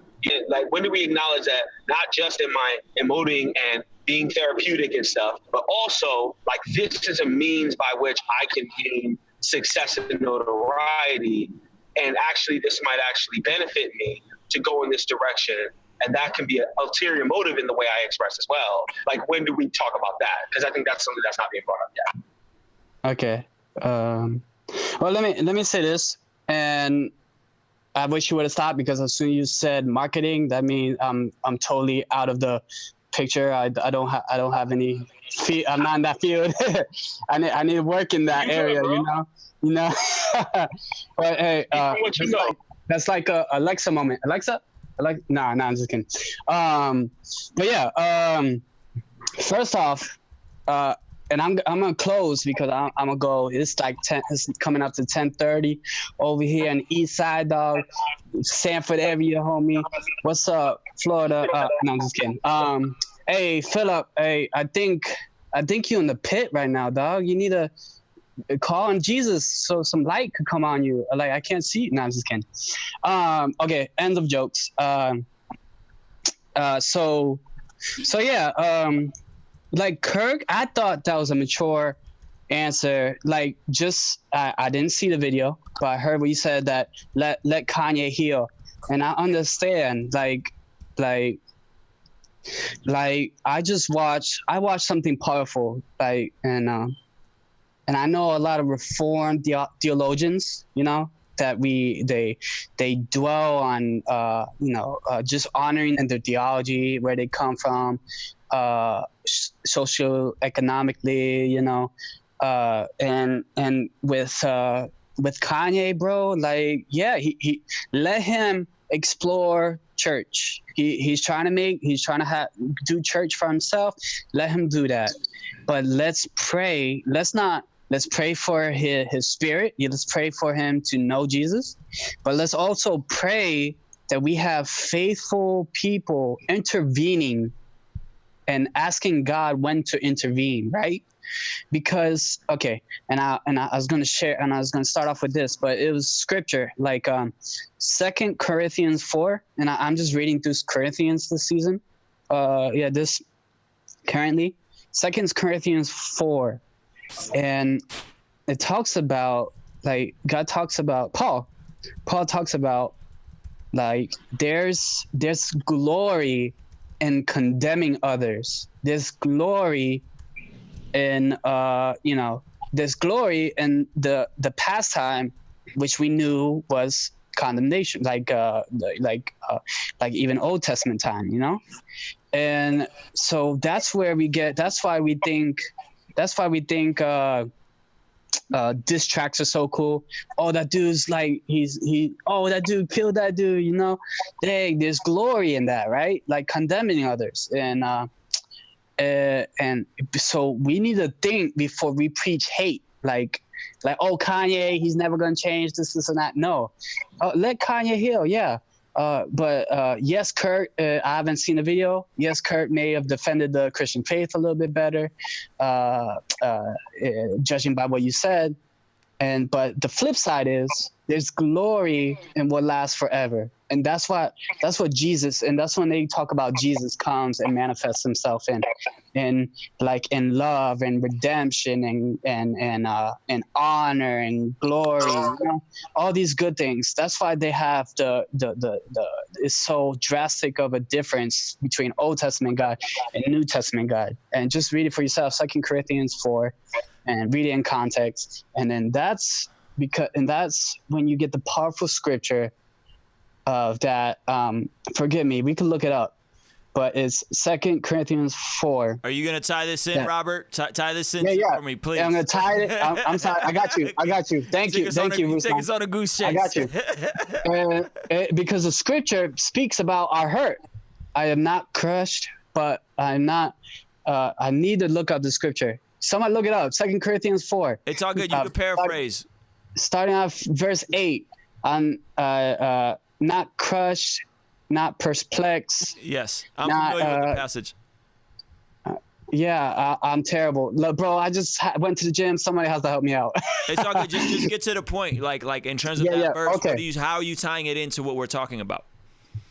Okay, the glory is not in the hurt. The glory is not in the hate. The glory is not in the condemnation. The glory is in getting the redemption, and that's what God offers, you know. That's why, and only God can redeem us from the pit. Only God can redeem us from depression. Only God can redeem us from all the discussion we talked about, right? And that's my point. I like that. I think in that there is a process that happens when people are working through those pits and working through those challenges, right? There's a process there, and I think in terms of Philip, what you were saying, like, when are we going to be honest that people want fame or whatever? Like, I think the dangerous part about fame, and there's in the YouTube chat they're talking about like, can you desire fame and desire God at the same time, or are those contradictory terms? And then somebody said, well, you know, you can't desire God, you can't serve both God and money, right? That's the reference. And I think Philip, to answer your question, like, I think if you are strictly seeking fame and attention for the sake of fame and attention, I think that's dangerous. You know what I'm saying? I think, like, if clout for clout's sake is dangerous, you know? But I think if you are pressing into your gifting, and then the fame and the notoriety is a byproduct of that. It's because you've been effective and efficient at something. I think that is I think that's different. You know what I'm saying? I think now we have a generation of people who are literally famous for the sake of being famous. They don't really do anything. You know what I'm saying? They're just like on social media and they're popping. You know what I'm saying? Where I think that there's a space for fame as a byproduct of being valuable in the marketplace, being great at something, being efficient at something. And I think in that those two ideas don't have to contradict yourself, though you have to be very guarded what that could do to you. You know what I'm saying? What that could do to your ego. And I think that's the dangerous part, you know, and that's what we have to be on watch for. So in terms of Kanye, in terms of whoever, like, yeah, I think it's tough, and I think we need to let people walk through their process while at the same time checking our own heart and saying, man, am I idolizing this person? Am I putting this person on a pedestal? Because at the end of the day, like, Kanye's not a pastor. You know what I'm saying? He's a rapper. Like, let him rap and let him explore this.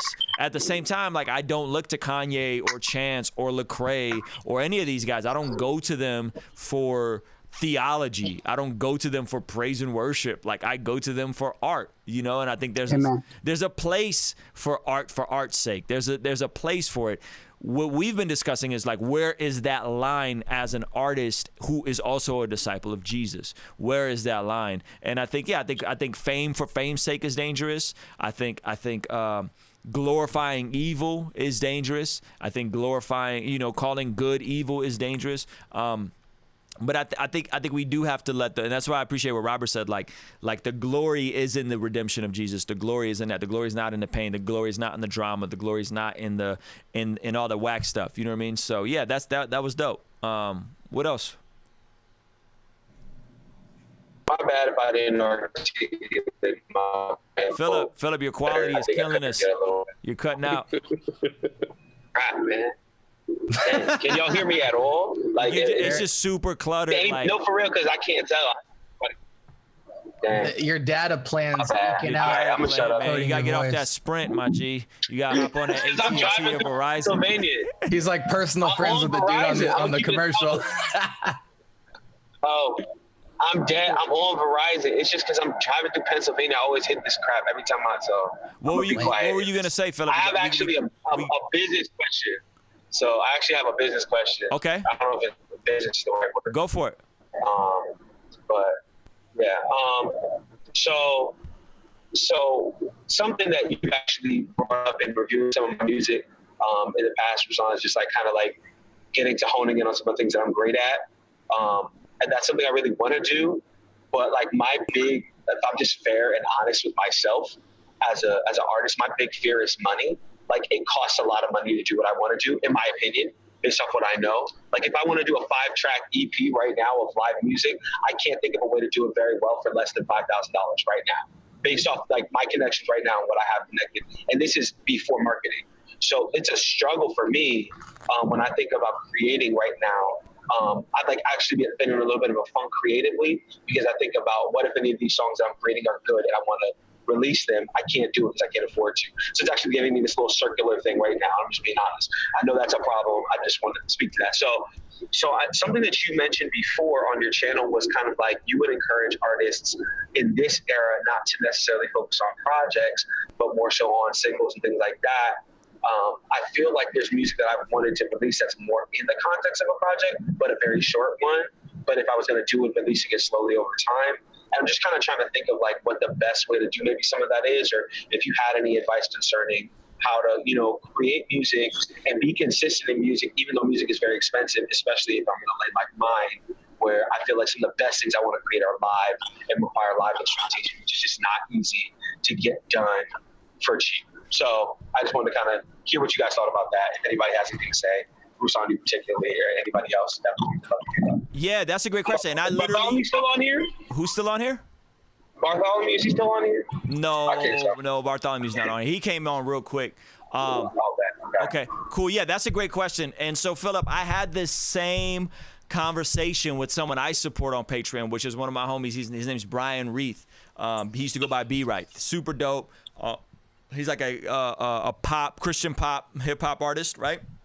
And he said, yeah, he's fired. I know who you're talking about. He's fired. He said the same thing. He's like, bro, you guys could pump out music, but like I couldn't do a song a month because it was just too expensive the way I have to do music. And I'll be honest, bro. I'll be honest. This is not meant to come off non-empathetic. I hear stuff on SoundCloud all the time that sounds live, sounds super well produced, has live instrumentation on it, and it literally is done in people's living rooms and bedrooms. You know what I'm saying? And so I think Bartholomew's was. Yeah, Bartholomew's was, and his did not cost $5,000 to do an EP. You know what I'm saying? So I think there's a degree where as creatives, we start making these like non-negotiables for how we think the art has to go, and it just doesn't go. And thank you, by the way, for changing the conversation and going in a business direction. I really appreciate you doing that, because that's what we mainly talk about on here, guys. We spent the hour and a half talking about NF and all this other stuff.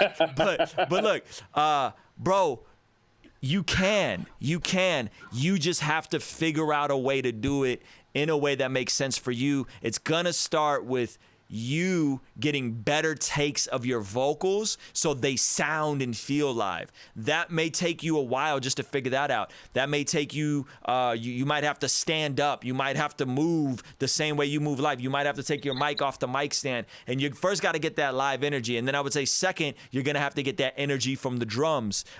Splice is a great resource. Live drums instantly make stuff sound live. Breakbeats, they instantly make stuff sound live when it's not robotic. A lot of times production and people are like so on the grid and on the click that their drums don't have any soul. So I would say live drums, and Splice is a great resource for that. Like, get them live breaks to add that groove to your music. You know what I'm saying? And then I think some of the other stuff, I do feel like you could outsource it. Like, I feel like you can go on freaking either Splice, or you could go onto Fiverr and find some dude out in wherever that all he does is play live bass lines. You know what I'm saying? Or you know what I mean? And I think you could outsource some of these elements where you're envisioning, I have to go and spend hours upon hours recording live drums in a fancy studio, and you don't. You have to spend hours on hours recording live instruments, and you don't. Like, there's so many different ways you can do stuff, but I think you're gonna have to think through the creative process and not like be relying on a fancy major studio. You know what I'm saying? And if these kids can do it on SoundCloud and they could sound live, or it could sound like a hybrid, I know you can do it, Philip, because I know you have the talent and the ability inside of you to do it. You just got to really like rethink of how you're doing it. Start watching tutorials, start understanding these things in a more technical aspect. One thing I do, all my albums for the most part, I send them to my buddy Kerry Marshall, who's one of the best neo soul R&B guitar players on YouTube. He's one of the biggest in the world, and I send him everything, and he adds live bass and live guitar to all of our stuff. And for years, we've had that live vibe to stuff because of one musician and drum breaks. And people think we're in a with a band, but we're not. It's just one musician that adds that soul element. So you're literally, you could be one person away that can remotely add that vibe to your music. You know what I'm saying? Philip, was that helpful, bro? Yeah, no, it really is. Like, I know for me, like, I need to hear ways to get out of my head. Like, I'm just keeping stack. Like, that's where I was at. Like, I started thinking about this a while ago to release projects and, you know, work on things, because that's been my biggest struggle is this market. Like, I think maybe it's just maybe coming from a different market. Like, I don't try to think too heavy on business, but I want to be wise. It's like, when I started making music, I could do it for free. I can't do it for free no more. You know what I mean? So my mentality is like, I want to do this in a way that advances and legitimizes me, because this is what I really love. And this is one of the things I want to do full time.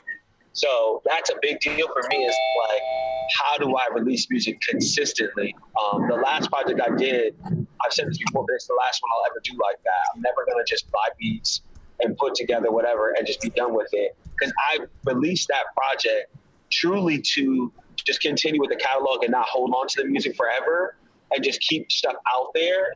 But I feel like in retrospect, I didn't release my best work, and that kind of set me back a little bit in my brand. I don't want to ever do that again. So I've been so stuck in my head on like, how do I create the best kind of, and it puts me in an expensive caliber in my head. And this is still like through like connection with a lot of like cut corners in my head. You know what I mean? But and I could show you the breakdown. Like I could text it to you or something. Yeah. Let's connect and talk about it. I want to help you with some of that because I feel like I can connect you with some live musicians that can potentially help you execute that. Like I'm thinking of a guy right now who won the Rapzilla beat battle that plays multiple instruments and could potentially you just do a single with him and it's not gonna cost you $500 or $1,000. You know what I'm saying? Like you know. So let's chop it up and let's figure out that process. John, you had a business question? Yes, sir. I'm in front of my laptop right now, and I'm just looking at. I literally have like a Google Docs sheet called music management plans and stuff, and I want to do like I don't know if Rapzilla would be a good option. I want to put like beats and stuff on there. I know the track stars have this service where you they have like a single maximizer and they send their stuff to all these different outlets. And I'm thinking about like this stream right here. Like I have you guys, I could show you guys stuff. And I don't know, like social media, all these different things. What are you trying to do? You're trying to sell beats? Is that the big I'm trying idea? To sell. But I'm also just thinking through like, man, like my sound is very like I want to do like EDM and stuff as well. So, but I think selling beats would be a good. You're a producer, right, John? Starter, yes, sir. Okay, man. I wish you were at the event I just did with Curtis King, man, because he really goes in depth on this. Here's the big idea. Here's the big idea. Most artists, they want to be versatile too soon. Most producers want to be versatile too soon. So you might have range. Remember what your beats sound like. I want to hear them in a Fan Love Friday. Like, let's get your beats good. What are you best at? Is it lo-fi? Is it trap? Is it EDM? Is it whatever, right? Like, one, let's get your beats good. Like, let's make sure they're good. Because I don't know, right? I don't want to assume anything. Two, what Curtis King said, and he said this repeatedly, is he said if he were to start making beats right now, he said he would focus in on one or two tight beat artists and go all in on just that. He said if he could make beats right now, all he would do is be the Kendrick Lamar and J. Cole tight beat. And that's all he would focus on. Okay. Just one or two artists. So he would literally create a YouTube. He said, I would do Curtis King beats. And then he said, I would do Kendrick Lamar type beats. Or J. Cole beat. And literally create two separate YouTubes and go all the way in on one style of beat and be the person in the market with that style of beat. You know what I'm saying? Okay. And use BeatStars to sell those beats. You know? That's if you're trying to build a beat leasing business in 2019, right? I would take that and I would take it to another level and I would say, and I'm doing this with Berg on the Beat, who's usually in these streams. I don't know where he is today. But I would take that and I would say, yo, take that and let's go and build an actual brand as a producer. So Berg on the Beat is going to be, let me click this off. We're going to wrap it up soon. But Berg on the Beat is going to be an artist in the same way that Ruslan is an artist. And Berg on the Beat is going to have a Spotify profile page in the same way I have a Spotify and Apple Music. So when we drop a collaboration, Berg on the Beat is the artist and Ruslan is the artist.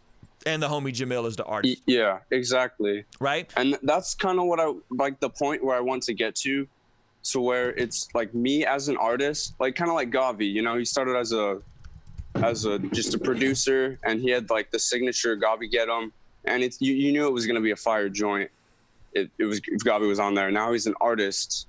Yes. Or like a Calvin Harris, you know? Well, here's what you got to understand about Gavi. Gavi's been in the game for 10 plus years. I rapped on Gavi beats in 2008 and 2009. He was going by G Styles. So you have to know that, yes, yes, he is an artist, but he spent 10 years being the behind the scenes guy, right? I don't think you have to do that now, but I do think foundationally, you have to start with great production. That is non-negotiable. It has to be good.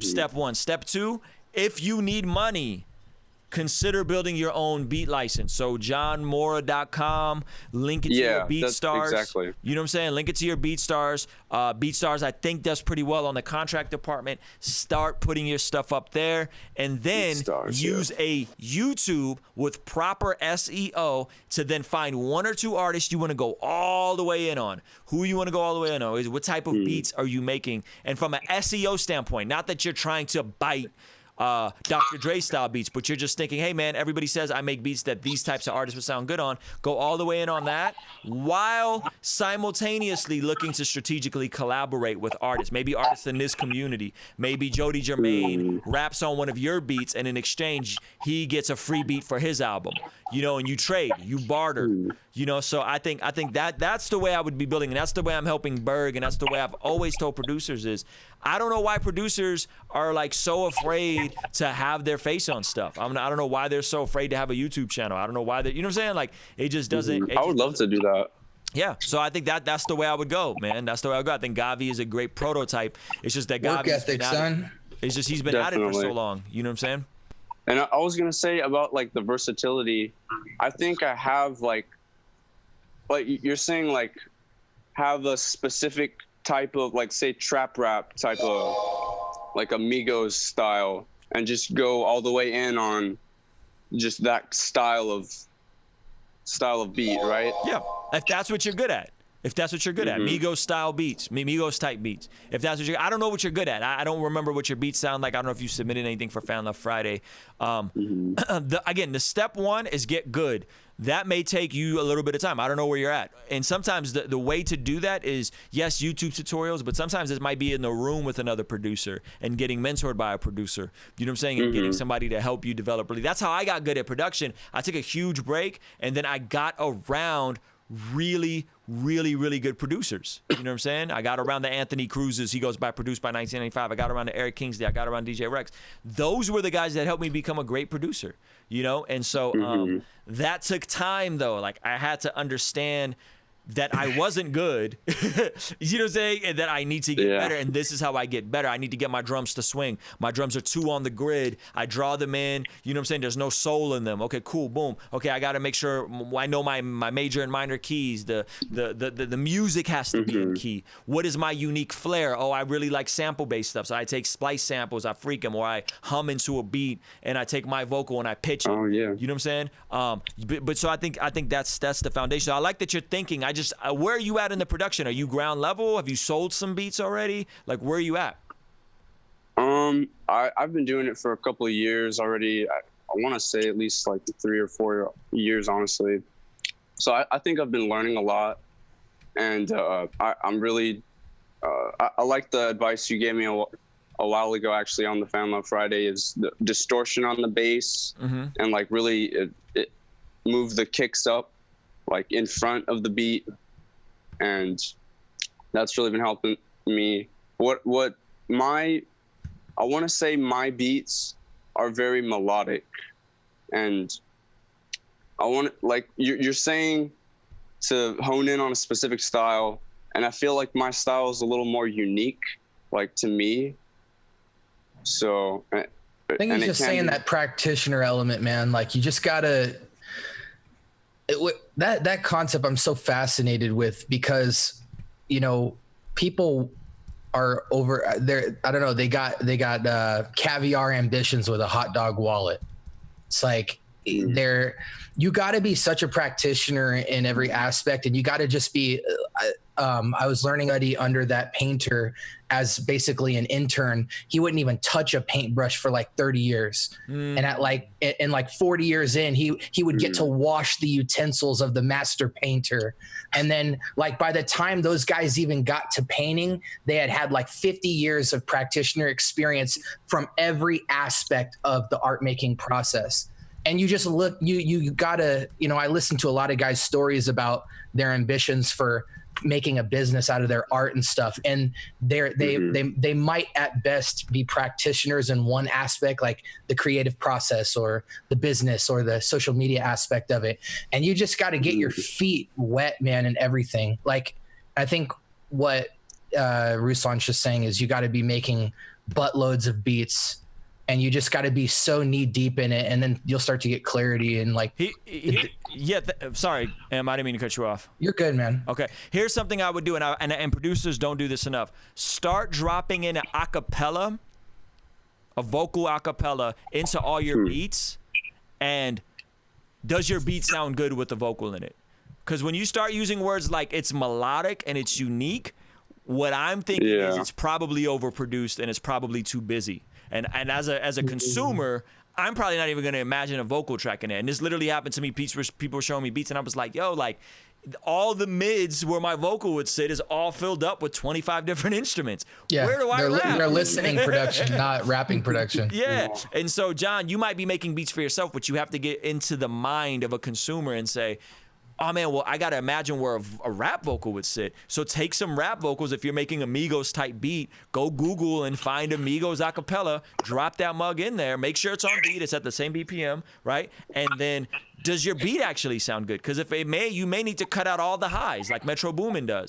You know what I'm saying? There's a lot of guys that literally just throw a low pass filter and cut out all the highs. And that's a lot of times when I'm mixing stuff for other producers or other rappers with other beats, I end up having to remove a ton of mids and a ton of highs and lower mids because they just sound too cluttered.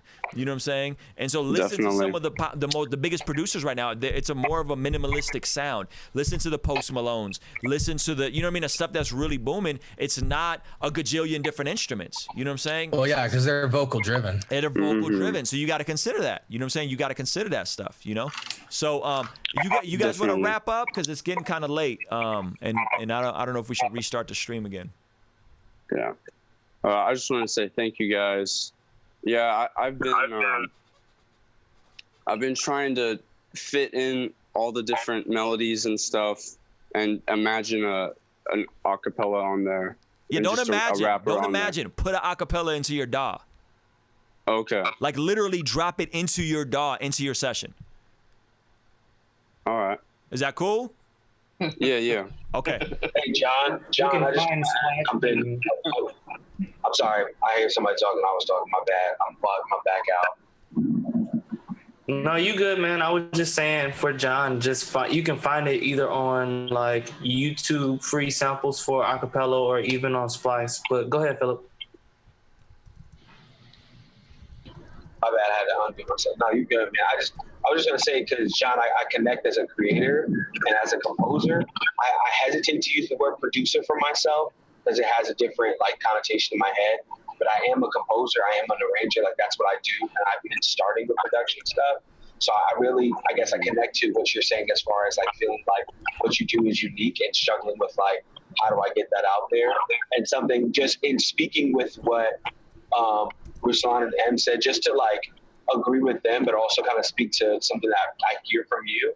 Is like you have your sound and you're growing your sound.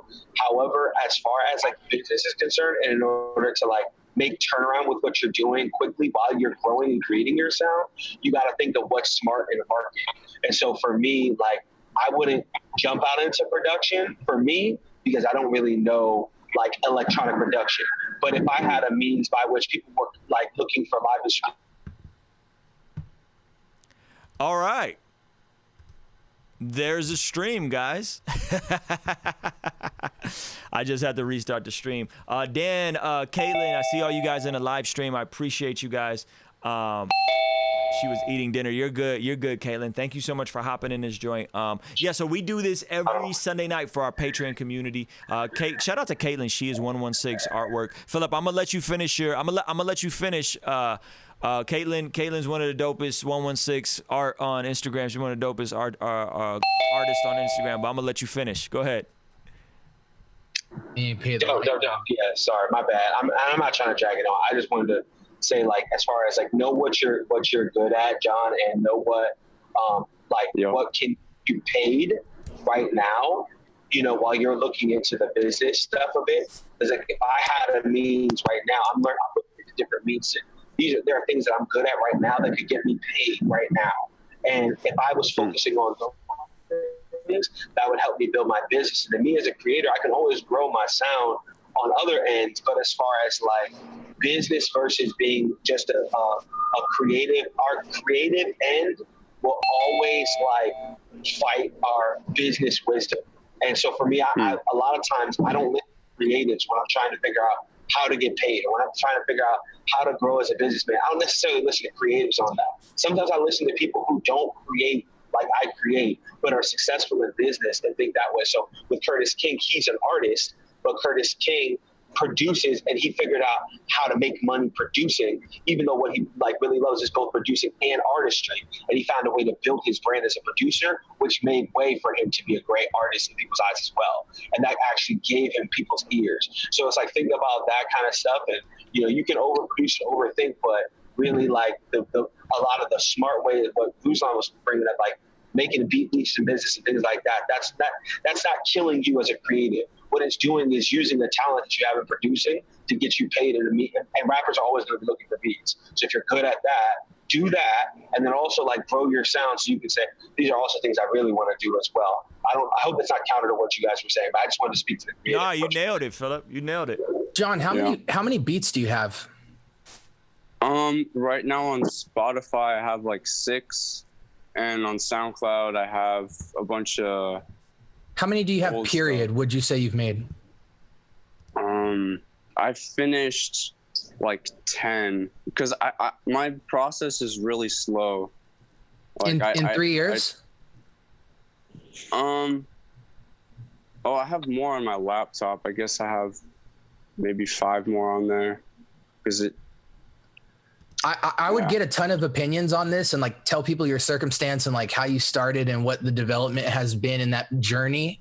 And I would just get a million opinions from people who are in the space from all the places you're trying to get to. If you're trying to get to a business place with it, talk to a lot of people in business who make beats, talk to a lot of creatives who make beats and who are beat junkies and whatnot, and use all that to get a barometer for yourself. But from what I've heard you speak about so far, it seems like the number one thing you need to do is throw the business stuff on pause, and you need to make a buttload more beats. Yeah. Okay. Because you just in the producer world, and I've been making music for 10 plus years, I can say in the current state of where beat makers are at, you just don't have enough value to present to the world yet in the production side. And it's only going to take really tangible relationships that you build with people to actually conduct business right now with that small of a beat selection. Like, you can do it, no doubt, but you would be so much more valuable as a producer having a butt ton more of beats. And then from there, when you have some inventory, then working on, you know, or even in the background right now, you need to build a ton more relationships. And then you need to make a gang of more beats, because I would imagine you don't even have a creative direction yet. You've got a lot more process that needs to be had. That's just my opinion. Yeah, I have some local rappers that they have. I have some connections there, and I have this camp that I go to, and a lot of artists go there, and I get a lot of opinions there. But yeah, thank you for that advice. I do need to just produce at least maybe like every week, just finish a beat. Oh, bro, every day you got to finish a beat, my G.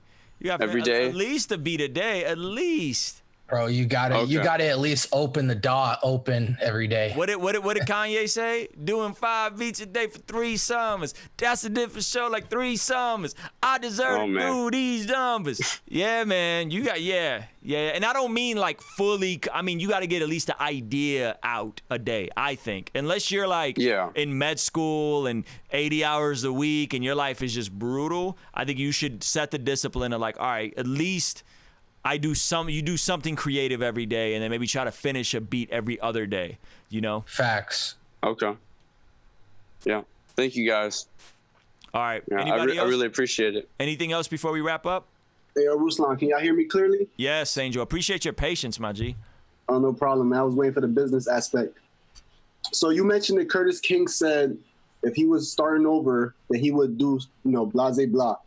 So what would you do as a new independent artist starting today? What would be your answer to that kind of question. That's a great question. Okay. All right, you ready? I will focus on making one really good song. Considering I could rap, I will focus on let me just make one really good song. Instead of trying to jump out the window and do a mixtape, an EP, an album, I just need to make one really good song. I never took the time to do this in my personal career. I always was like, album, EP, record company, just daggone the right verses to the right beat, the multiple hooks, multiple verses until I got one great song. I would exhaust everything I had to make one good song. And then I would say, I would bounce it off some people. I would hop on a Fan Love Friday. I would hop on Rapzilla's thing. I would maybe, when I thought it was good, when I thought it was truly good, and I would hop on and I would probably, or No Jumper, like a premium one that's like $100, $200 to get your song heard, right? Because they got hundreds of thousands of people in those streams. And then I would say, is it good? You know what I'm saying? Is it actually good? Because I think of high school, and we went to play basketball on Thursday. I play basketball every Tuesday and Thursday. My nephew's a foot taller than everybody there. He's like 6'4". He's 15, 6'4". He's huge, big kid, right? And he was kind of struggling. You know what I'm saying? He's kind of struggling, and he's not bad. He could do one really good spin move, and he could cross over.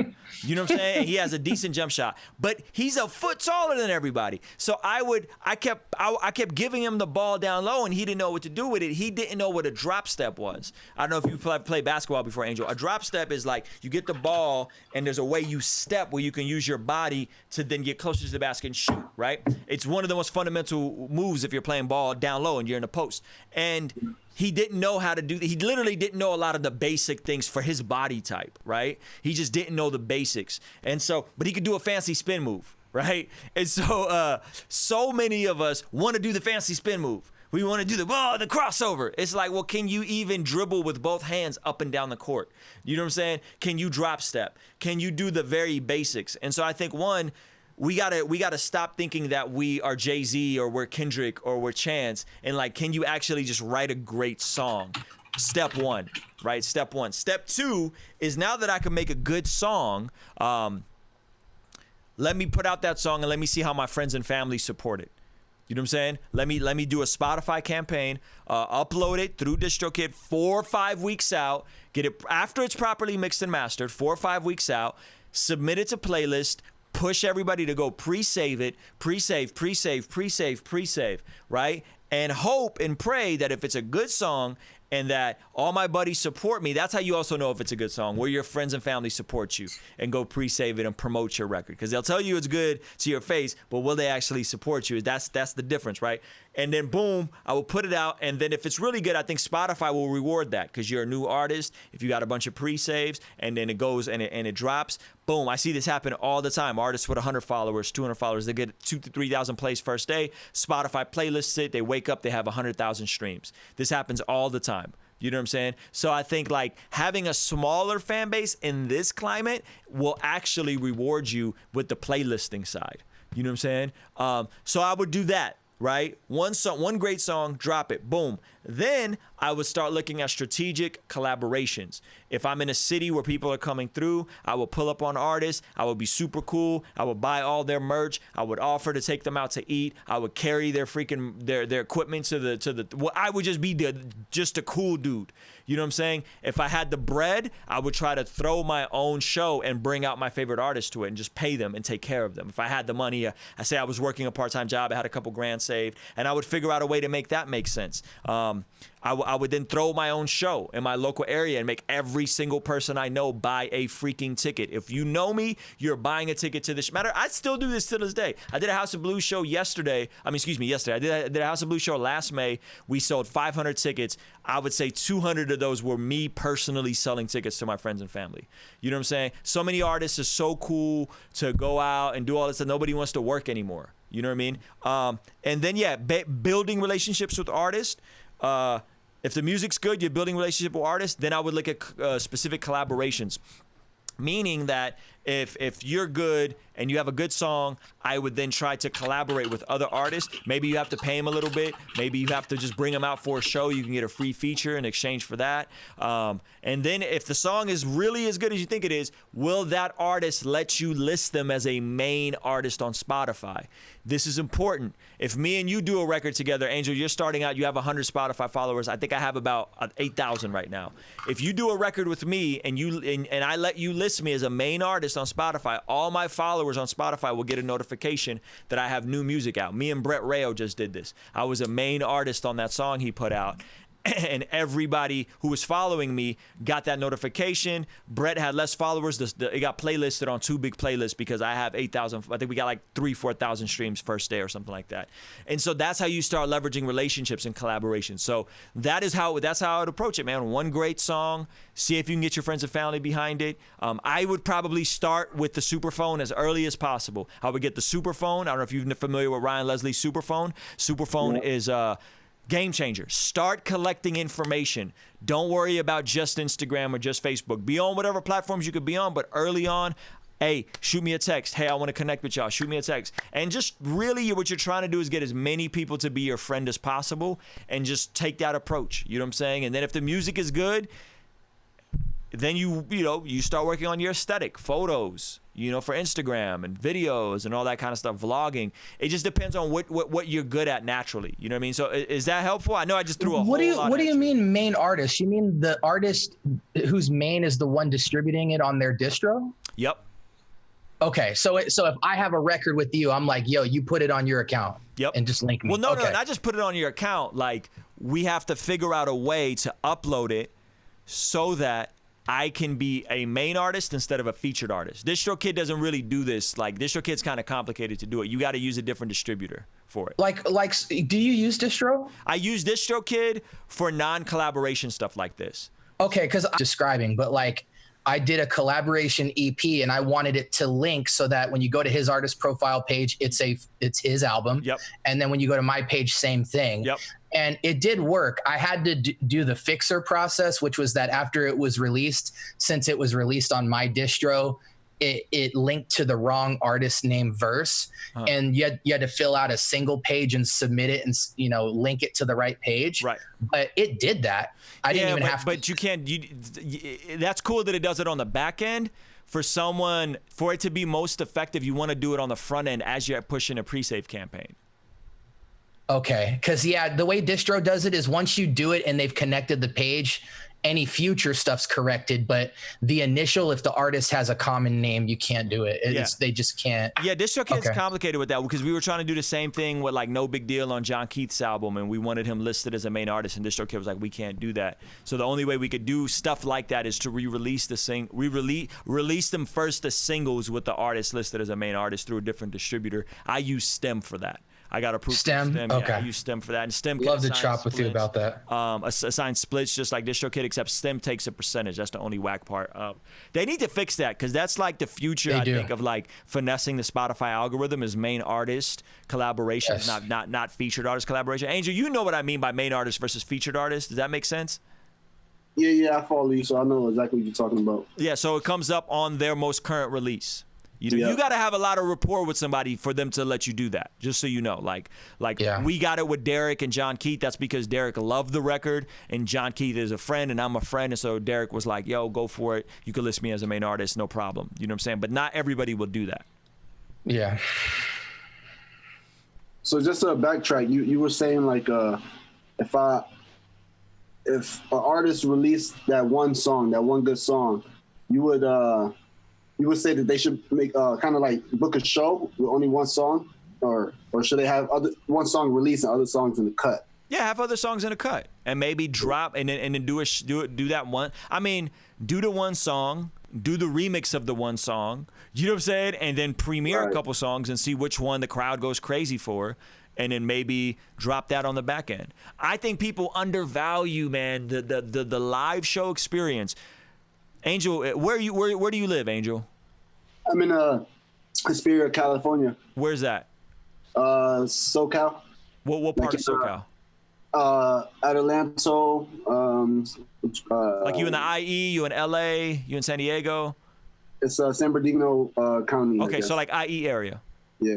So say you threw a show and you reached out to whatever artist you wanted to get on a song, and they pull up and the room is full and it sounds dope and it looks dope. And you know what I'm saying? Like, and then like you have somebody there to document them, and then you give them the footage, and then you create a recap video for their Instagram. Like, bro, do you know how like you then come off like a professional? But people don't do this kind of stuff. Like, first of all, promoters don't even know how to promote nowadays. You know what I'm saying? Yeah. So if you say, because hey, they're not promoters, right? Yeah, they're not promoters. So if you say, I'm gonna throw a show and I'm gonna bring out this artist and I'm gonna go out and sell 150 tickets to all my closest friends and families, and I'm gonna say, yo, I dropped this song. By the way, I'm gonna drop an EP on this day. Maybe you drop an EP, and it's what you do. Maybe you make a physical copy with the little digital download link in it, and you say, guys, this is just for the family. Like, call it something like that, just for the family. And it's your EP release party. Mind you, you only have 1 or 2 songs on your Spotify, right? So you don't got it with a bunch of different records. You're just testing it. You're seeing, am I good? What's working? What do I sound best on? Is it trap? Is it boom bap? Is it lo-fi, right? And then maybe you have an EP release party and they could only get the EP at the show. You know what I'm saying? And then you do your show. They get exclusive merchandise or whatever for coming to your thing. And then you bring out an artist, the 150 tickets you sold at $15 a ticket or $10 a ticket. You put that towards flying somebody out and paying somebody $500, $1,000 or whatever, someone local, right? And then you bring them out, and then they come out and it's lit. And it's like, you told the fans, like, this who's coming, and some of their fans are there. It's like, bro, like, it's, you know what I mean? That's so underestimated. So underestimated. And no one's doing it. No one in Christian hip hop is doing it. Like, there's like 3 or 4 people that are doing it. You know who did it? Junior Foster, who was in his Patreon community. He did it. He brought us out to the Bay. He paid us, I don't know, I think $1,500, brought us out. They had a room full of people. And guess what? That's the homie now. You know what I'm saying? He hits me up for something, he get the discount rate. You know what I'm saying? Like, because he went out and he said, I'm gonna do something that nobody's doing. Who else just brought us out to something? That was the last artist that I could think of that did it. But that doesn't really happen like that. You know what I'm saying? That definitely doesn't really happen like that. So I'm just giving you different ideas. You know what I'm saying? If you could think like this, if you could think live events, if you could think quality over quantity initially, and then quality and quantity, a lot of good stuff. You know what I'm saying? Like, but if it's just a lot of mediocre stuff, no one cares. If you're another rapper, right? And then I would also say, like, who are you? Like, I think you need to figure out who you are. Like, what is your brand? What is your story? What is your aesthetic? How do you dress? Is there a certain vibe you have?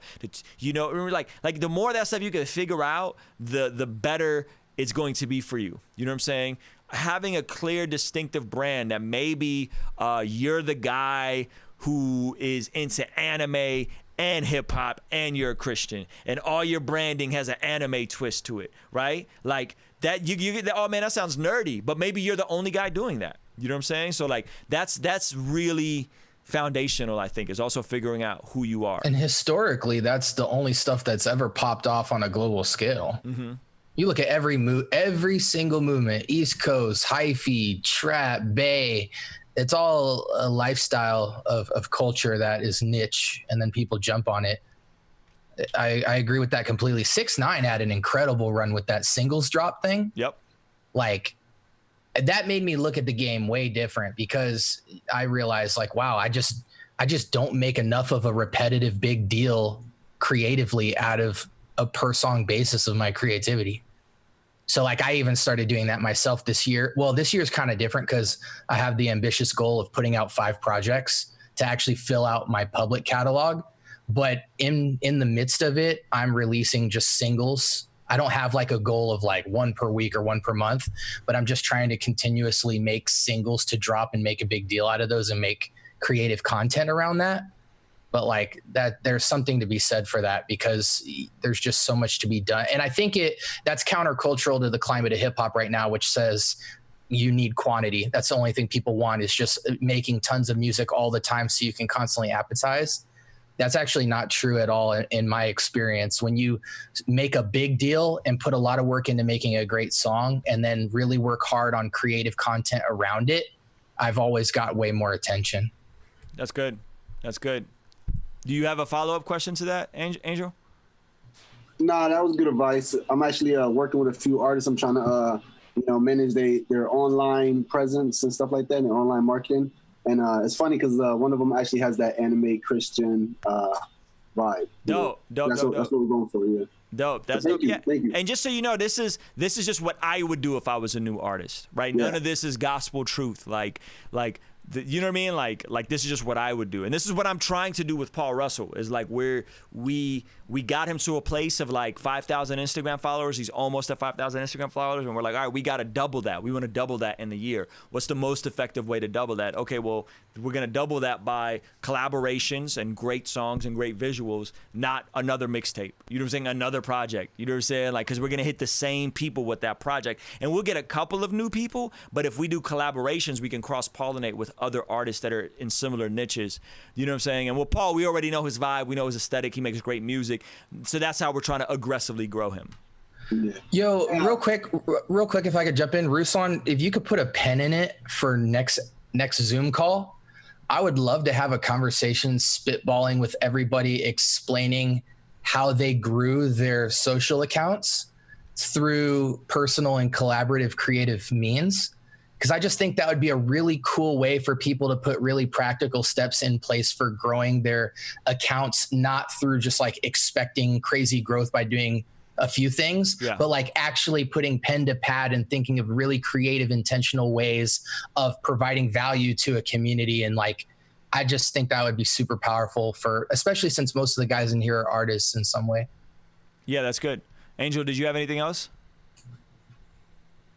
Now I was gonna mention, so like a brand new artist, do you think there's a certain like technology or certain like app that they should be focusing on more than the others? Like, should it be an IGTV, or what lane should someone, or should they just try to do everything, or should they focus on one lane? I would say IGTV. I think that's the one that Instagram's going to reward you for right now because it's a brand new app. You know what I'm saying? It's a brand new app.